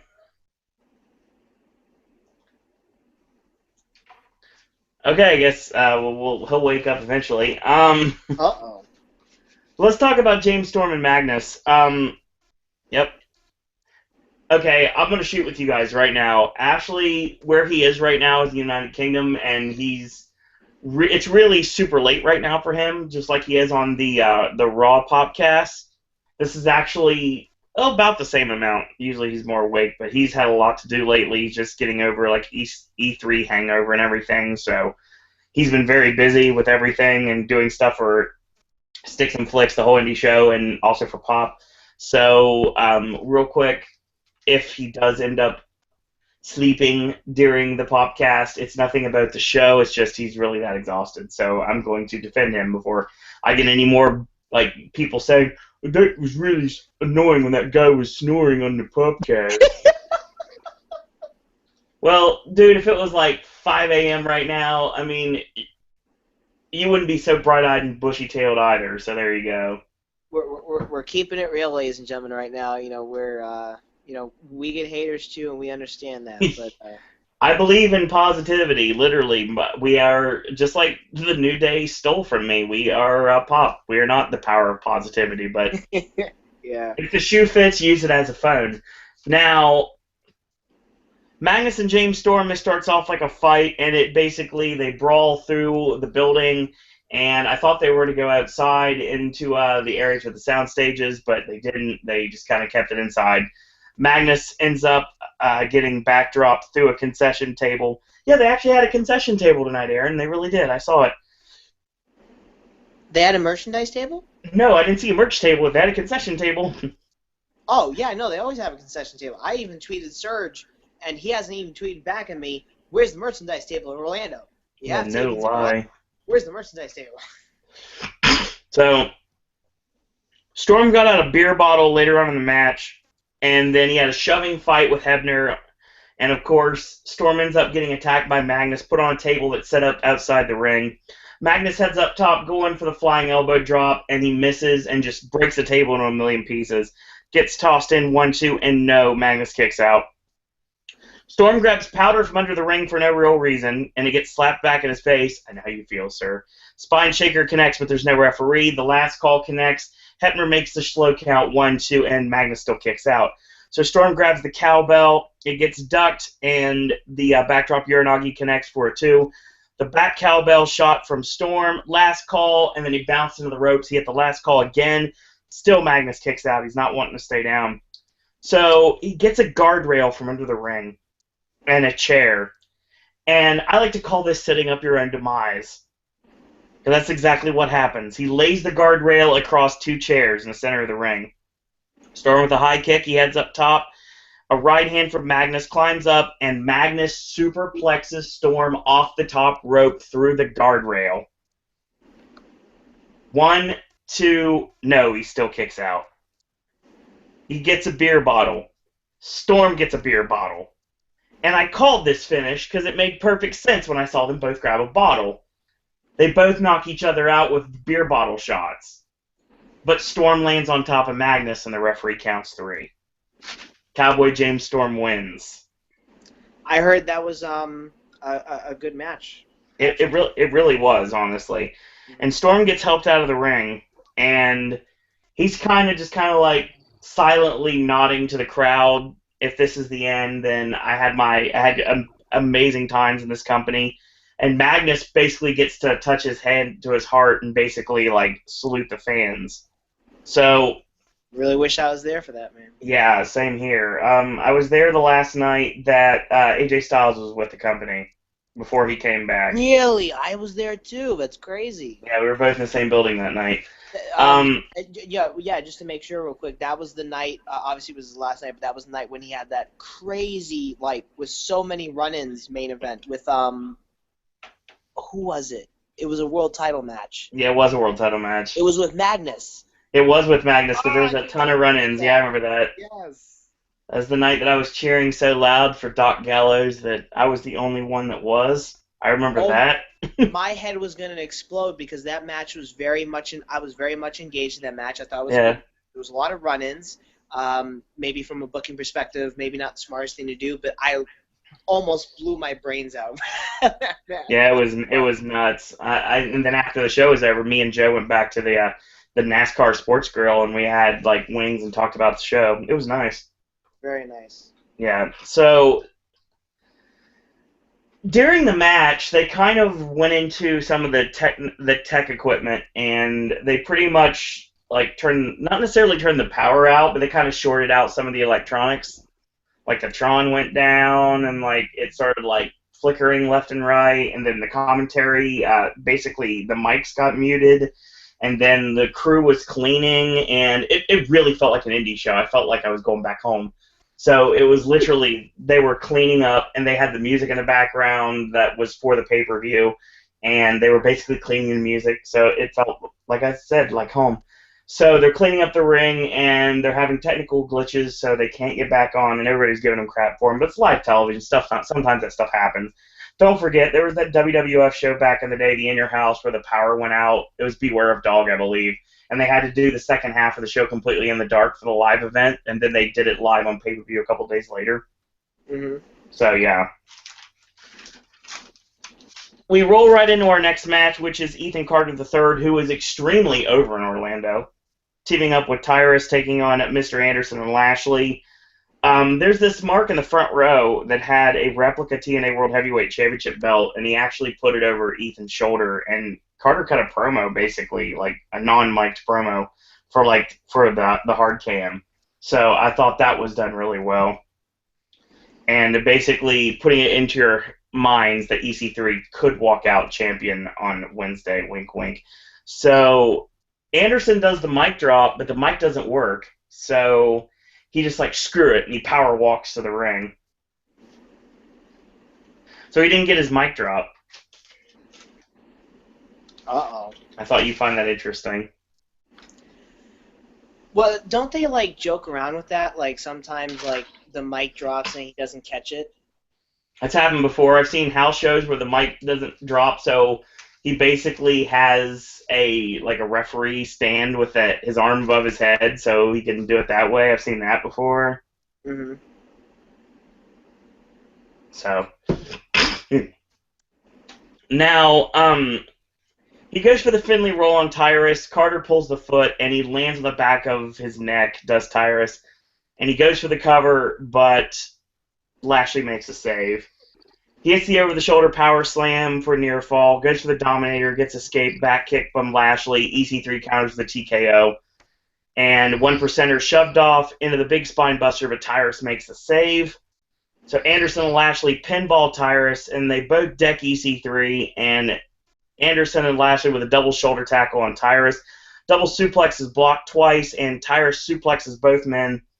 He thumbs Anderson over the top. He ducks the Asiatic spike, murder, death, kill, and EC3 with a boot to the side of the head hits the 1%er, 1, 2, 3, and wins the match for his team. Trouble. Exactly. So, and he raises the replica championship in the air. Was that the actual championship that he may or may not win on Wednesday? Who knows? So, JB is in the back with Jeff and Karen Jarrett. Karen is dressed up like Beth Phoenix. That's the best way I could describe it. She looks like Beth Phoenix. Jarrett says, if I climb the ladder and win that belt, this relationship will grow to a new global level. Interesting. Main event time. It is King of the Mountain, and I did have Ashley to tell you the rules for King of the Mountain, but unfortunately Ashley tapped out rather early, so see, you can tell. So I'm going to read you the rules for King of the Mountain. Aaron, are you aware of the King of the Mountain rules? Yes, and I'm a little, it's not a confusing match, but I guess for someone like Bob Ryder, who's an official of the company and very much stands up for the company, to send out a tweet and says, sounds confusing, but always becomes an exciting match. I don't think you want to say it sounds confusing. You just want to keep the exciting part. I really never thought it was ever a confusing match. Well, I mean, it's interestingly tedious. Yeah. There's 5 men. In order to become eligible to even chance to hang the championship, you have to get a pinfall. Falls count anywhere. You can get a submission, too. That's another way. There was no submissions in this match, just pinfalls. Now, once that person is pinned, that person goes into the penalty box for 2 minutes. It's outside the ring. Right. You can lock multiple people in the penalty box, and once the belt is in play, any wrestler who is eligible may steal the title. But if the belt drops to the ground, it goes back to the official. Keep that in mind. Keep that in mind. An eligible competitor hangs the belt on the hook suspended 15 feet above the ring via a ladder in order to win the match. Yes. Thank you at Impact Wrestling for that synopsis. Much appreciated. Now, it is Drew Galloway, Matt Hardy, Showtime Eric Young, Bobby Robert Kanga, or Bobby Roode. Good, Ashley. That's your joke, anyway. Good old Robert Kanga. Robert Kanga, or Bobby Roode. I don't know why that's just so funny when that happens. And they all face off against the King of the Mountain himself, Jeff Jarrett. And the match is called the King of the Mountain match, so shock surprise, you could possibly win. So, real quick, the first thing I notice is Stifler, the referee, is not positioned right, so Matt Hardy moves him aside. It's like, you stand straight ahead, and I caught that. I don't think I'm one of the only people that did. It gave me a laugh. The crowd chants, "Thank you, Jarrett." And he works over Hardy, and he hits the dive bomb in the back, and then he goes for the Fargo strut. Bobby Roode rolls him up, 1, 2, 3. Jarrett goes to the penalty box. Bobby Roode is now eligible to hang the championship. So Roode gets it. Matt cuts him off. Roode whips him into the ladder. Roode gets hit with a side effect, but only for a 2 count. Twist of Fate dropped by Drew. Hits the sick kick and the double R spine buster to Galloway. Roode and Hardy double clothesline, and Jeff is finally out of the penalty box. Eric Young attacks him on the floor, DDTs him, and the referee counts 3. Jarrett back in the penalty box. Eric Young is now eligible. Great. Exactly. So Eric Young's climbing, and Hardy ends up shoving the ladder over. Matt runs over both members of the former Team Canada with a ladder. Keep that in mind for later. Future Shock DDT on the ladder, and Bobby Roode makes a save. Jarrett finally is out of the penalty box again. EY kick, and that's down to the nuts. Eric Young tosses Jarrett out to the floor. Rude Bomb is countered to the Twist of Fate, and Galloway ends up getting the pin on Eric Young. So both former members of Team Canada end up going to the penalty box together to reform Team Canada for one night only, or a couple of moments only, and they start talking strategy like they could win this thing. So Matt and Galloway fight on the ladder. Jarrett shoves the ladder over. Galloway gets hit with a stroke, but Hardy makes the save. So Matt with a boot in, Twist of Fate is countered into the stroke, and once again, Galloway has the championship. He sets up the ladder. So both Rude and Young are in, or Kanga. So double back elbow and double suplex, and Rude with a slam. EY heads up top, Showtime elbow, and they put their hand on their hearts, and they sing "Oh Canada." And then Eric Young turns on and boot in, goes to the pile driver, gets blocked, back body drop, and Cactus clothesline both men over the top of the floor. So Drew goes for the air raid crash on Matt Hardy while Jarrett is power bombing him. A really nice Tower of Doom spot right there. I enjoyed that. And pinfall happens. Both Galloway and Hardy are in the penalty box. So all three TNA originals square off with the former WWE stars that are in the penalty box. Huh. Jarrett says, "We built this place," and they all start fighting. Eric grabs the guitar on the floor, Karen stops him, and of course that's not going to stop Eric Young. So he gets in the ring, Jarrett kicks him in the nuts, and grabs the guitar. He El Kabongs Bobby Roode, 1, 2, 3, and finally, all 5 men are eligible to hang the championship. So Galloway and Hardy fight on the ladder. Jeff rams the ladder into both men. Jeff grabs the championship, climbs up as Eric Young grabs him. They go over, which doesn't really work very well. A stroke is countered. Pile driver on the ladder between the apron and the barricade. Bobby Roode's out of the penalty box, by the way. Galloway in the penalty box, climbs to the top of the penalty box, and hits a somersault senton onto Matt Hardy, Eric Young, and Bobby Roode. Galloway's got the title. Climbs up. Hardy finally gets up to fight him. They fight on the top. The title falls down.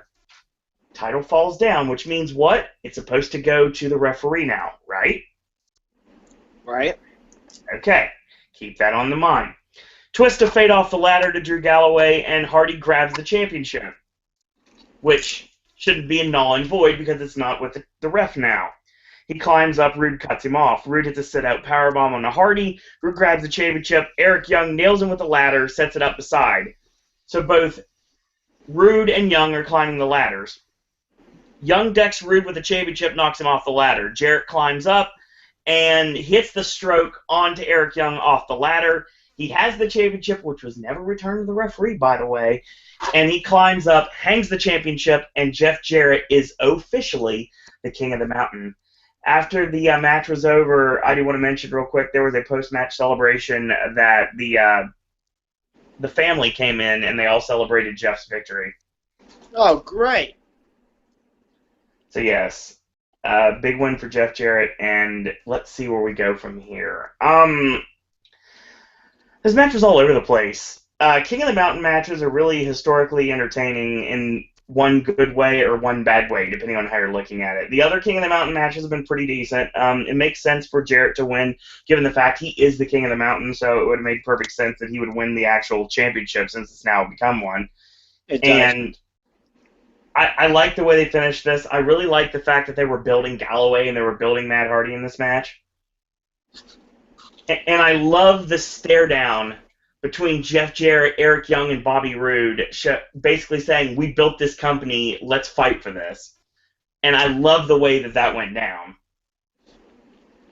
Oh, yeah, no, that's good storytelling. It really is, without a doubt.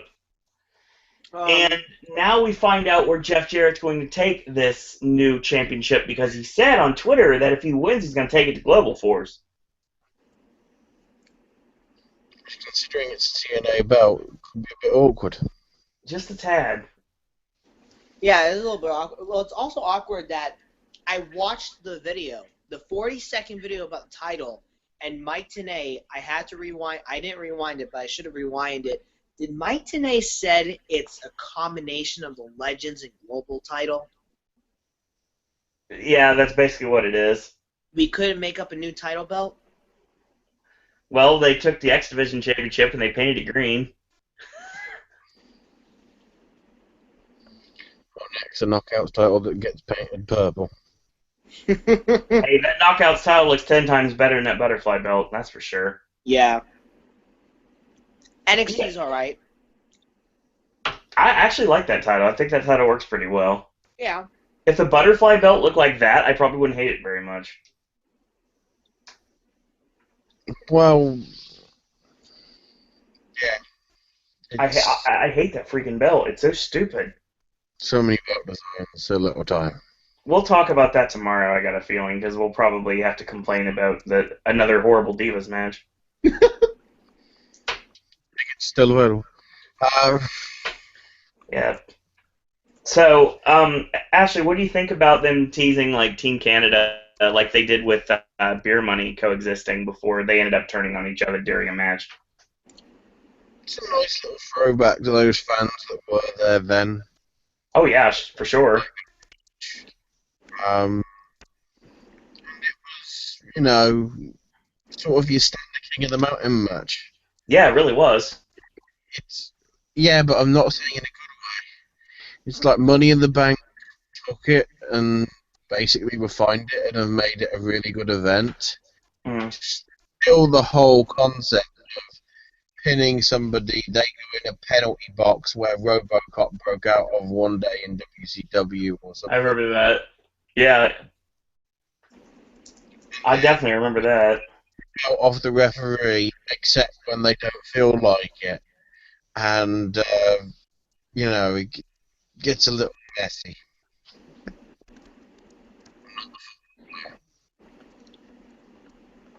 I do think it was a really nice ode to the TNA fans that have been with the company since day one to bring out the old Canada stuff. And I'm really positive that Johnny Devine and Scott D'Amore were kind of like smiling wherever they were watching this. Mm. I also wondered. So, you know, the company about giving new people an opportunity. And they give it to the guy that possibly is never coming back to wrestle for them again. Right. Oh, is this true? Like, when you guys saw the audio tech issues, was the production woman that stands near the commentators running around like crazy? Yeah. That's funny. It's always fun to see that because I've seen her do that a lot during Impact tapings.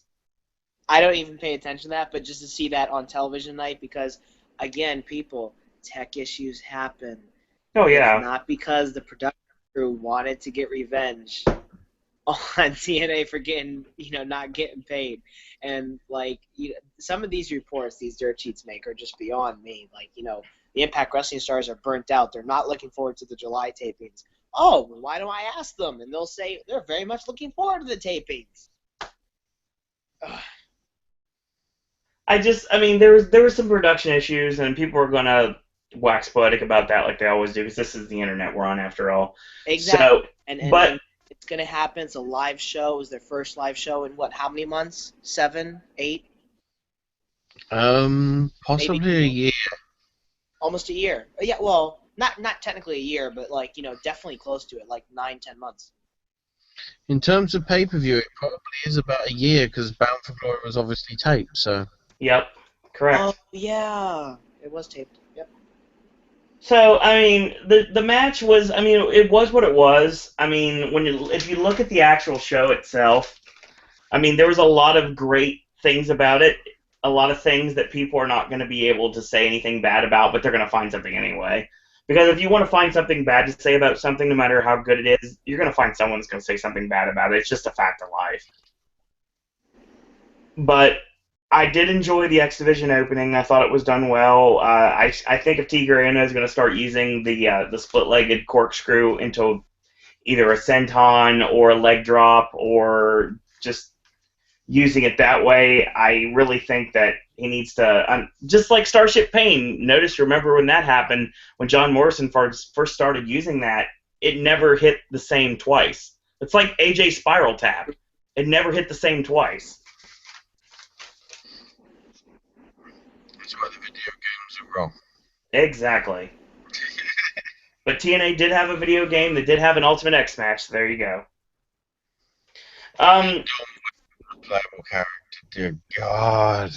Robbie E. and Jesse Goddard's did not have enough heat behind it for something that should have been a lot more personal than it was. It was basically a regular wrestling match. I really would like to see a little bit more fire between the two of them, but it really wasn't. It wasn't there. It wasn't a bad match, but it wasn't great either.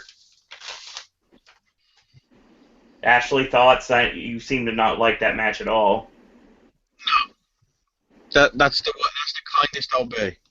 I didn't like it. No, you're.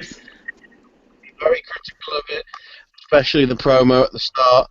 But because of the Cartman thing that you've now put in my head, yes, I'll just accept it and move on.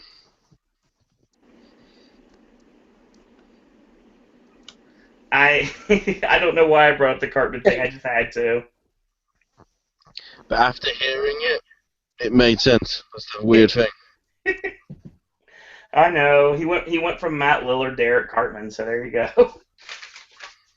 Come back, Snooki, all is forgiven. That's all I will say. Oh, no, seriously, if this would bring Becky Bayless back to TNA, I'd be so happy right now. I miss Becky Bayless in TNA so much. I want my cookie. Okay, that's completely different. Whoa. Her gimmick name was Cookie. I want her back in the company. Yeah, but still. Yeah. I don't want Eric Young tweeting at you for causing offensive remarks. And I'm the same way, and I was the same way with cheerleader Melissa when she was working with the company. I've always been a big fan of her work too. Yeah, and when she left the company, she became the #1 female wrestler in the world. Coincidence? This is true. She was a future legend by the Cauliflower Alley Club, so that makes sense. Mm-hmm. So, Aries and Davey Richards was good. I enjoyed it for what it was. It was fun. I will say right now that let's see where we are. The handicap match was okay. I mean, it wasn't bad. I mean, I'm pretty sure we're going to see a women's match on Raw tomorrow night, if I had to guess. Just guessing. I don't know.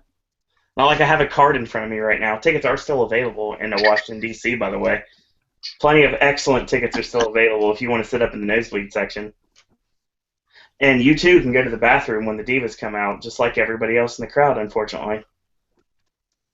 It's a sad state of affairs how they treat women's wrestling when it's not NXT.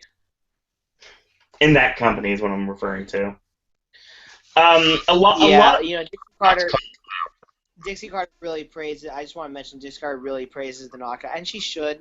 You know, they're a talented group, and you know, she said they're the best in the world tonight. And one person was like, "Have you not watched NXT?"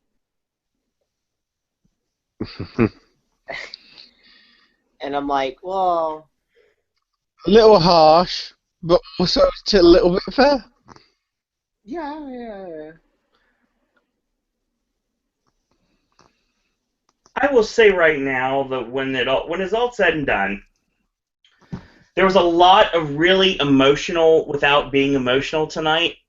If you know what I mean, reading between the lines, it was a lot of saying goodbye because there's a lot of rumors about who is or who won't be with the company after these tapings are over. Mm-hmm. I know Samuel Shaw's gone. I know Low-Key's gone. Austin Aries is pretty much gone. Gunner's gone. Yeah. There was a rumor that was disproved about both Kong and Taryn Terrell. They're not gone. Which I don't think is disproved. I just think if you look at it, I think next month will be their last dates, at least as contracted wrestlers. I think quite a lot of them will be. The problem is you can't have a lot of them showing up because if they are going to be working GFW, unless they're going to discard the rule now because of some partnership deal possibly going on. Maybe. You can't have talent in Vegas and Florida at the same time for TV tapings. Well, I mean, the names of the women's roster that I've seen that are going to be working the GFW tapings, that they got Santana Garrett and Cherry Bomb both to work those shows, and they've done work for TNA too. So I Somehow they got mean, Mickey James too, I heard. I saw that online randomly today.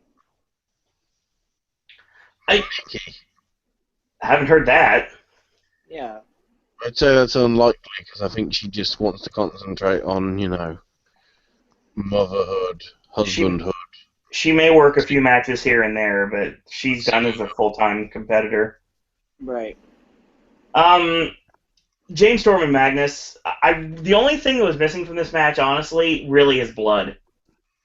That this match needed blood. And I thought Yeah. they were going to be so hurt at the end of the match that they were going to both go out on stretchers, and then that would have been the last we saw of James Storm and Magnus if they didn't come back. Oh, But I that's know that they're back soon, so it doesn't really matter. So, and yes, Acer, I know there's other wrestling that's great out there. I know there's great stuff like Shimmer, and I mean I know there's great indie women's wrestling, and there's great indie women's wrestling in Japan and Mexico. But I mean, I'm focusing on the WWE product, and that's the reason I said that the way I did. I wasn't trying to discount any women's wrestling. I was just mentioning that when it comes to WWE, it's basically like it's sad to say this, but it's true.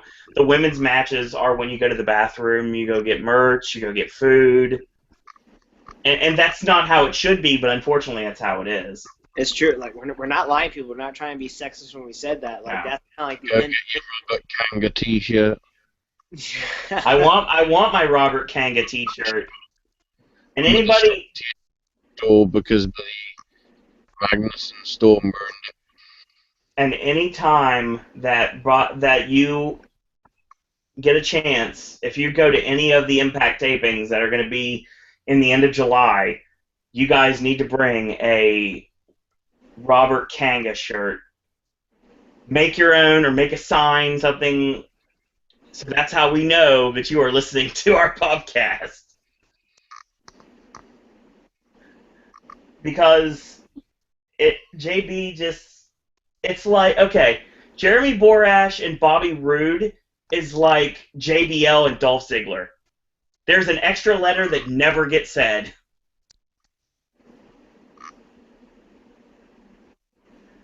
But on the good thing, if JBL misses and says the wrong thing, and I do mean the wrong thing, people will be up in arms. If JB says the wrong thing, they're just going to make fun of it. Yeah.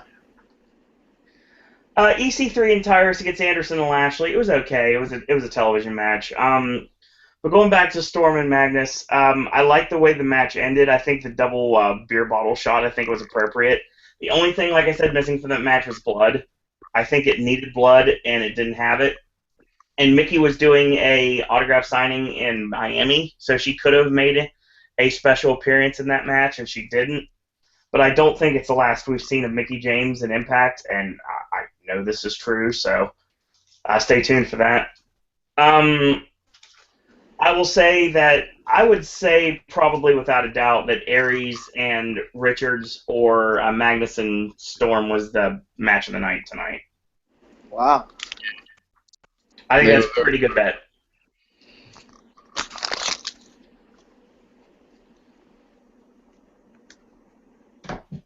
And King of the Mountain was good for what it was. I enjoyed it. I'm curious to see where we go from here. I love the fact, like I said before we started talking live, that I love the fact they're pushing Matt Hardy. Matt Hardy really is doing it. In essence, right now, Matt Hardy and TNA is kind of like what they're doing with Christian Cage and TNA. He's working while he had a newborn baby born this week, for Christ's sake. Yeah, that's dedication to the company. Mm-hmm. Unheard of, in my opinion. Oh, it's not unheard of, but I mean, it's not very common. Yeah, I mean, I just never heard of any wrestler doing that in recent memory. Yeah. But yeah, like basically what it sounds like is a lot of TNA talents are going to be let out of their contracts, but they're still going to be working on a per usage basis. so you're still going to see them around in most cases, but some people you may not see for a while, if ever again. I think Austin Aries is one of those people. Yeah. Unfortunately. Just can't convince the haters of that will be the case. I mean, say what you want right now, and I know everybody's saying this, and everybody's going to hang their opinion on this, but TNA's not dying anytime soon. It's not going anywhere. They're having a lot of issues, and they've had a lot of issues before when everybody thought it was the end, but they've somehow found a way to bounce back. Now, if they do end up leaving Destination America in September, will they end up in another network? I mean, they're kind of snake-bitten as a wrestling product, unfortunately, but I do think, and I went on record to say this, and I'm going to say it again, when it all boils down to it, I honestly think that if TNA does end up with one more television contract, this is going to be the one that sticks. Yeah. And, another thing, too, is that TNA always finds a way out of, the deep hole that they haven't been in for 13 years. That's another thing. I don't know why these haters say, how does a company like TNA last for 13 years? They've had good years. The last couple of years have just been not the best. They've probably been, I can't say some of the darkest, but the internet makes it sound like they've been some of the darkest, years in the company history, because when Spike supposedly didn't want them anymore, people were saying, well, that's the end of it. And now everyone's saying the same thing with Destination America. Well, that's the end of it. I think, people stick to these headlines too much, or be attracted to it too much and pay so much attention more to the dirt sheets than the actual show itself rather than just enjoying it. And there's people out there that are like that, and that's sad. Just like Eric Young, if you didn't like it, that's sad. Tonight's show. But, it is what it is. I mean, there's a saying, and I'm going to paraphrase it. Like, the reports of my demise have been greatly exaggerated. Mm-hmm. And I think with TNA, that's exactly the truth right now. I really think that if somebody who does not necessarily watch the product or left the product for a while and came back and watched tonight, I really think that they would have been happy with pretty much everything they saw. As a wrestling in-ring product, TNA hits it out of the park pretty much 90% of the time. Right, and that's what Bob Ryder said tonight. He thanked the crew, and as you should, as a wrestling company. And WWE probably does that internally. They probably just don't make it known on social media. But, people like Bob Ryder made it known tonight. And, he said the exact same thing. We hit it out of the ballpark tonight. I think TNA actually delivered tonight, and I think there's obviously going to be people that are going to find issues with it. It's like, the technical glitches and everything.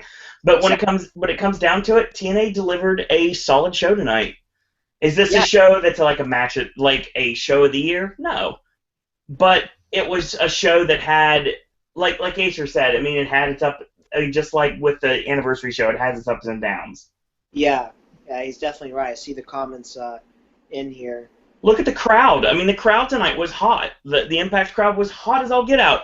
And I've noticed what they've done, like you said, Aaron, with Soundstage 20, they made it even more usage of that entire space.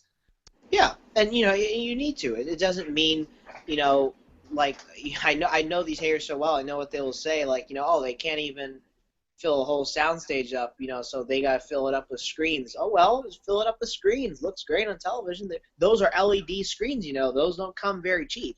Yes.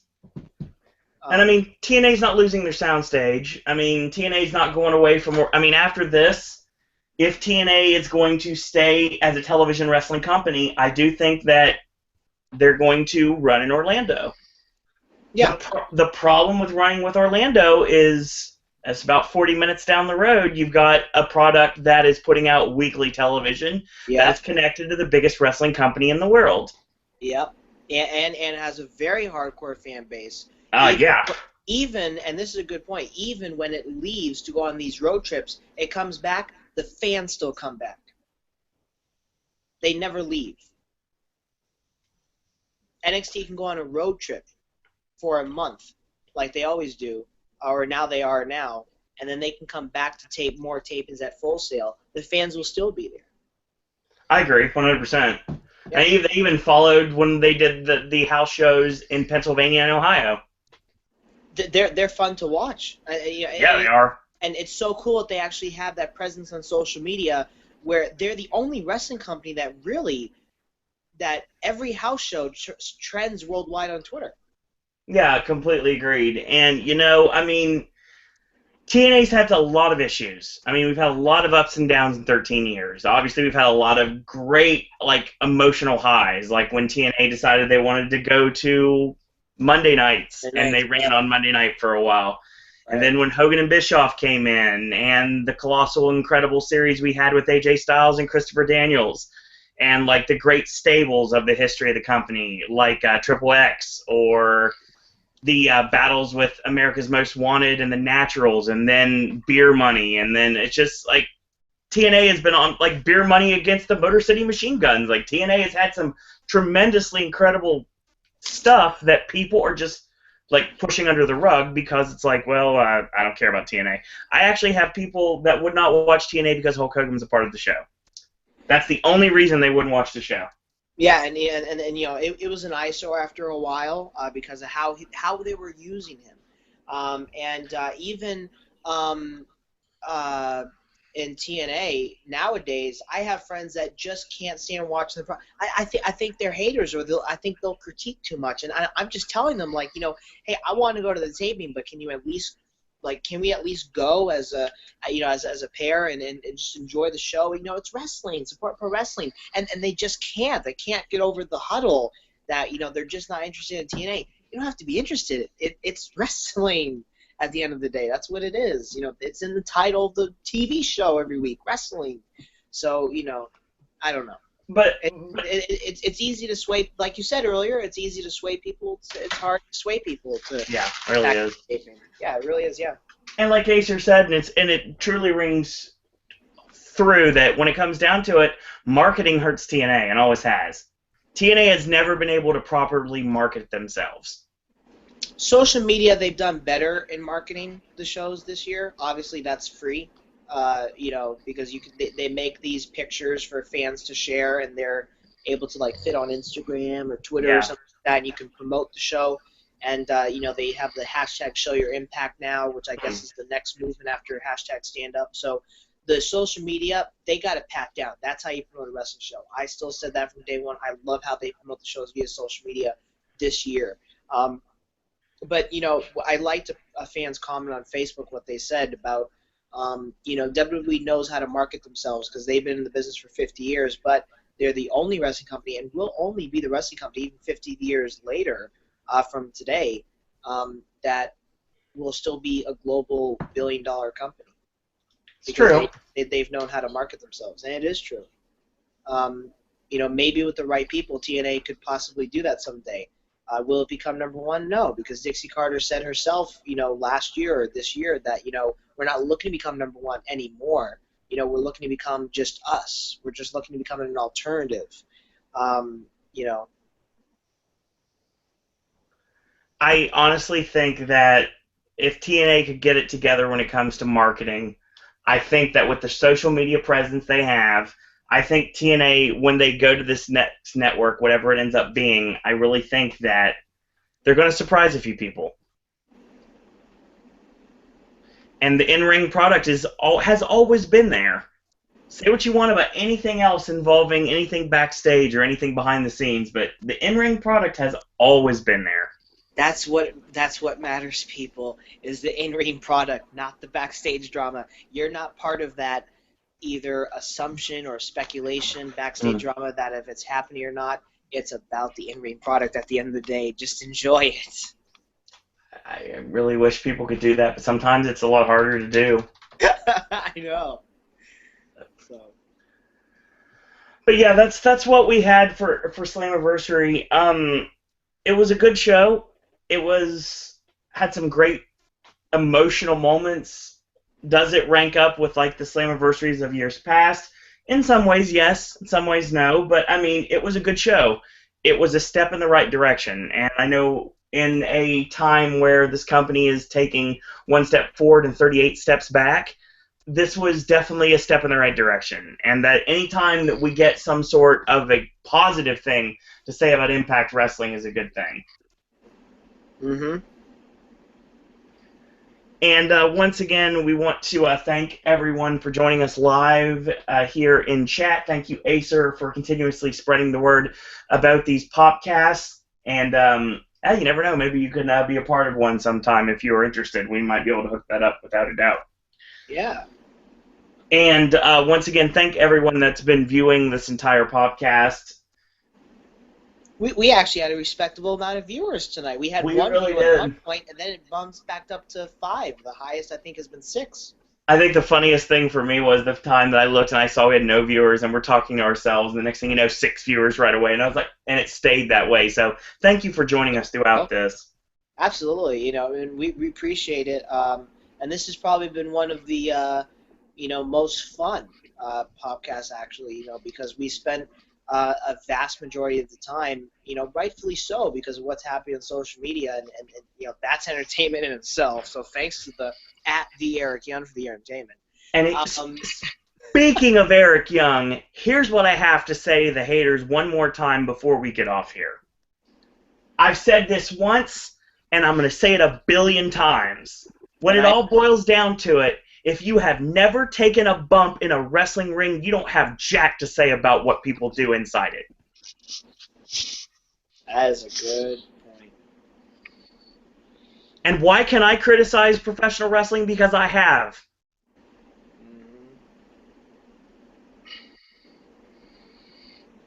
I truly believe that if you want to complain and whine about the product you're seeing and you don't know what it's like to go on the road and go night to night in a different arena trying to find food at 3 in the morning that's still open when the show's over and trying to run from fans that are trying to knife you in the parking lot, then come talk to me. He's on a shoot, ladies and gentlemen. Yeah, I totally am. I better leave this hangout then. Bye.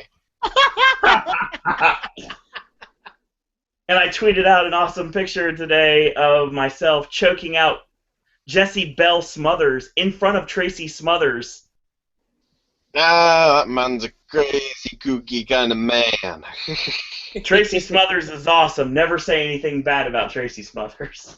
I just said he's a crazy. He is, but he's awesome.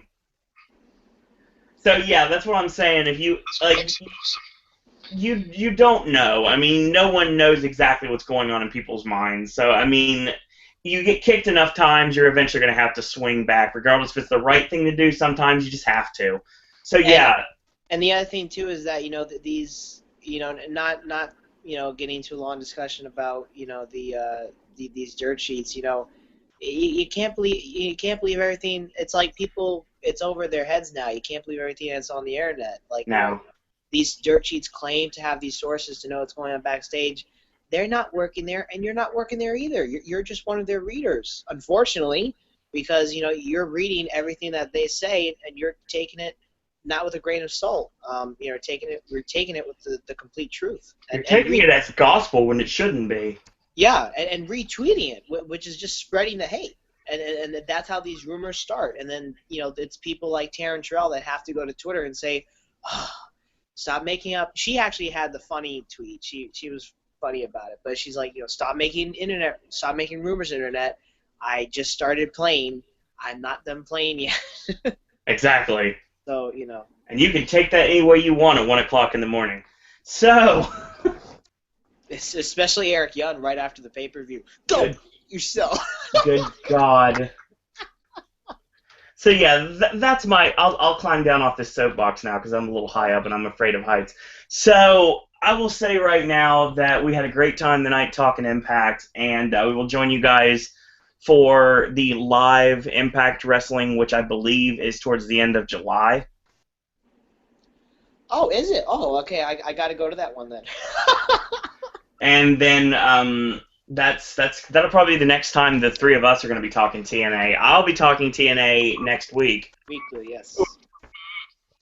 Remember, the tapings have happened up to August.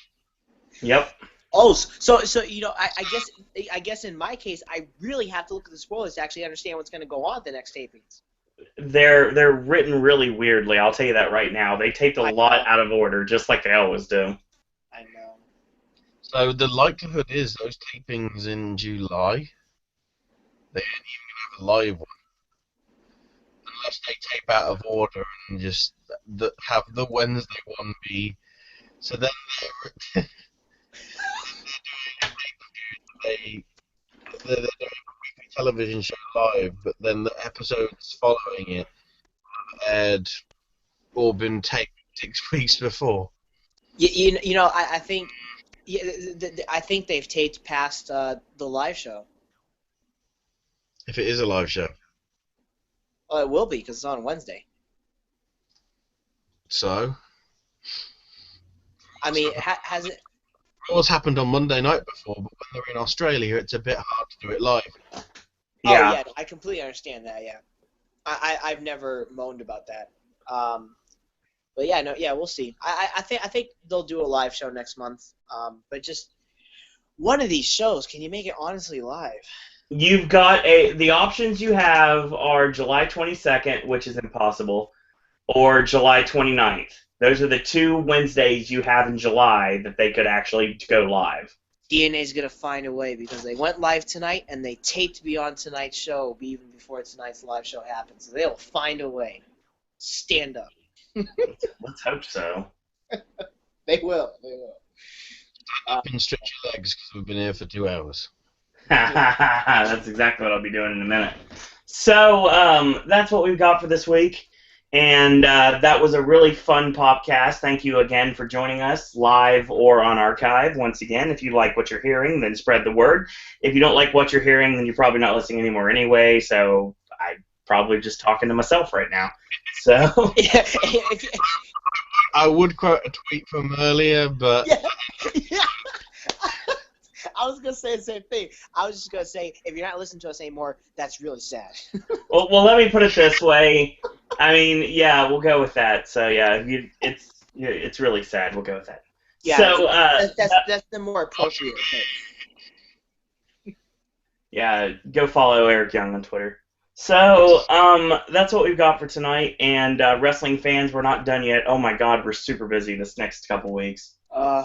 So we have got, yeah, I'm thinking about it right now. Tonight, because it's officially Monday now, we will be doing a Raw Popcast at 11:30. On Saturday, we're going to be doing a podcast right after the live airing of a Beast in the East from Tokyo, Japan. hopefully. If something allows that we cannot go live, we will go. I can't say taped. We will go live later on in the day. I'll put it that way. Yeah, because if we went taped, we would have to tape all the podcasts for future wrestling events. Just God. like TNA. The other issue with that as well is you could coincide it with when it airs on replay on the network, because from what I can tell, it's airing, I think, at 2 Eastern, Mm. 8 and 11. Okay. Well, it's funny because the one that jumps out at me right there would be the 2 or the 8. Oh, I forgot to tell you guys, there's a Finn Balor special this week, so that'll be exciting to watch on July 2nd on the network. Yep, on Thursday at 10:30 after SmackDown. Yeah. Because Odd again, time. the episode is swerved. Oh, wait, we get 2 episodes this week? The same episode of Swerve is on after Monday Night Raw, before the whole Monday Night Wars thing with Sting and Triple H. The same Swerved episode or a new one? Watch it again for a second Oh, okay. instead of watching 2 really good documentaries, more than likely. One, Renee Young in, and 2, because it's Finn Balor. So on the bright side, we don't have 2 weeks because don't forget we don't have Battleground until the 19th, so we have a little bit of time in between, so that's good. Battlegrounds. But Halloween Horror Nights news should be coming really quickly soon, so that should be starting in July. And we got a lot to talk about with that, without a doubt. Unless we get an announcement later tonight, I don't know. Something tells me something might make you want to scream. But that's only purely speculation. So, which would make Suro and Disney extremely happy. It's gonna be a Kanye West and Glastonbury scream house. That's what's We're just gonna put you in a soundstage in a pitch black darkness and play Let It Go for 28 hours and see if you can handle it. Cover Queen. My God. I think a house like based on Kanye West would be scary in itself because some of the noises that he makes in his songs, like that's pretty scary. I would rather be stuck in a Halloween Horror Nights house with Michael Winslow. That's a one-man Halloween Horror Nights house right there. Oh. All right. Oh. Oh my God. That was the best. He's no. He is connected to the police, but it's different police, the police academy. So that's what we've got for this week as we go off on a weird tangent before we're done. So as always, real quick, I want to let you guys know, quick programming note, pop programming note. I'm going to throw this message out to you guys. Later today, actually, very soon, I will officially release the first of 3 of our special videos for the half year. We're going to be releasing, this week is going to be the worst movies of 2015 for the half year. And that video will also be out today. We have the podcast later tonight at 11:30. The archive of the podcast on Tuesday. We're going to talk NXT on Wednesday. Thursday, Sip and Snack returns for its regular day and time. And Friday, AJ's movie reviews will be tackling Magic Mike XXL, as well as Terminator Genesis and Faith of Our Fathers. On Saturday, Gaming with Ash returns. Ashley, what do you got on tap for this week? To see what they say. All right, right on. I got angry last week, and then I noticed. it turned into an unofficial Sip and Snack. I noticed. It was weird. Trust me, the drink was even weirder. Oh, God. Oh, God. So that's what we've got. You also have a new edition of the Whole Indie Show coming up on the SNS Radio Network. What are you talking this week? Well, that's all you should talk about. WWE fans, you want to see a real curb stomp? Why don't you Google Super Dragon? Now. Kevin Owens looking on and crying. Especially WWE like has... Kevin Owens said on Wednesday, he's like, delusional. I can't even talk. I sound like Hideo Tommy trying to sound like he's English. That was too funny. I cracked up. WWE fans have seen that curb stomp once before. Royal Rumble, Daniel Bryan, Bray Wyatt. Look it up. So that's what we've got. And also you have a new edition of Sticks and Flicks coming up this week too? Yeah, it might be a bit delayed. It might be coming out Monday, Tuesday, because I've got to catch quite a few movies this week. I've already caught up finally with Mad Max. Good stuff. I've got a few others as well. There's also a special early screening of the Amy Winehouse documentary, which I'll be probably catching. Plus, I've got to catch up with Jurassic World and Minions and Terminator. It's all got to fit into a certain time before things happen. Mainly the car has to go in for a service. Sounds good. So that's what we've got. And also, if you want to catch Ashley on Twitter, you're more than welcome to tweet him. It's at AshIsMyNameUK. #DrinkForDLC. #DrinkForDLC, exactly. And Aaron, as always, you have a plethora of social media ways to be gotten a hold of. Read off the laundry list, sir. I like that laundry list. I am on Twitter at Mr. ENT92, on Facebook and Instagram at Mr. Entertainment92, and Mr. Entertainment on Vine, Wrestling Amino, and Livestream. So that's Pinterest. I am on Pinterest, but that's not a Mr. Entertainment. Okay. Yeah. I'm gonna go through all these websites when they have the list of like 982 other social media things. I don't, honestly, I don't need any more social media apps to come out because I don't want another one. So you can also, if you'd like to get a hold of showing your appreciation for this channel, if you like what you're hearing, you're more than welcome to go to Facebook and click like on our Facebook fan page. It's under Sir Owen Disney Pop, or search for Sir Owen Disney and Pop. While you're there, you can friend request me on Facebook. If you'd like to tweet me, you can catch me at Sir Owen Disney. And you also can send me a message if you would like to become a podcaster yourself. If you would like to send content, if you'd like to chat, if you'd like to ask me questions I can't answer on here for good reason.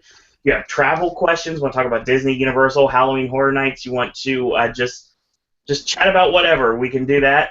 Or if you are a theme park or professional wrestling podcast and would like Sir Owen Disney to be a part of your show, whether as a regular or as a special guest, please get at me at sirowendisney@gmail.com. So, as always, Ashley, I want to thank you for joining us super, super late. Yeah. I apologize for your snoring, so I think we covered that. Oh, that happened again. Sorry, but I've been up for 20-ish hours now, so it was gonna cave in eventually. And it's funny that he said it that way, Aaron, because I said pretty much the same thing when I was defending this. So, also, as always, Aaron, I know you would like to have been there live in the Impact Zone, but thank you either way for joining us to talk TNA again here on the podcast. Yeah, no, absolutely. It was fun talking with you guys because I think if I had I went, I probably wouldn't be able to talk with you about the event with you guys again, which I would have hated to do. But hey, I wanted to be there because it was historic. But there'll be another time. I think there'll be history made at some of these tapings. They say there's a lot of surprises in store at the next few tapings. Yeah, I bet because the tapings are months in advance, so we get these surprises early. But I'll definitely be at those tapings and one night only pay-per-views. I think they'll do the format where they do 2 tapings a day. That makes sense. It makes sense, but that's a lot of work, 9 days straight. But hey, TNA's going to do it. So, and not because they're going out of business, ladies and gentlemen. No. Wait a second. I missed BattleBots returning. Oh, Maybe. God. I find it worrying as well that people are making their own ones by taking rumbas and sticking kitchen knives on them. Oh, God. I swear this needs to be used in Final Destination 5, even though it's Final Destination 6. But who's counting, you dumb bastard? So, that's what we've got for tonight. And once again, I want to thank you for the 1,000th time tonight, I'm pretty sure. I want to thank all of you guys and girls out there for joining us live. Also, thank you, Acer, for continuously putting over the podcast on Twitter. And we totally appreciate Acer's put over because it's nice to have people spread the word about Pop.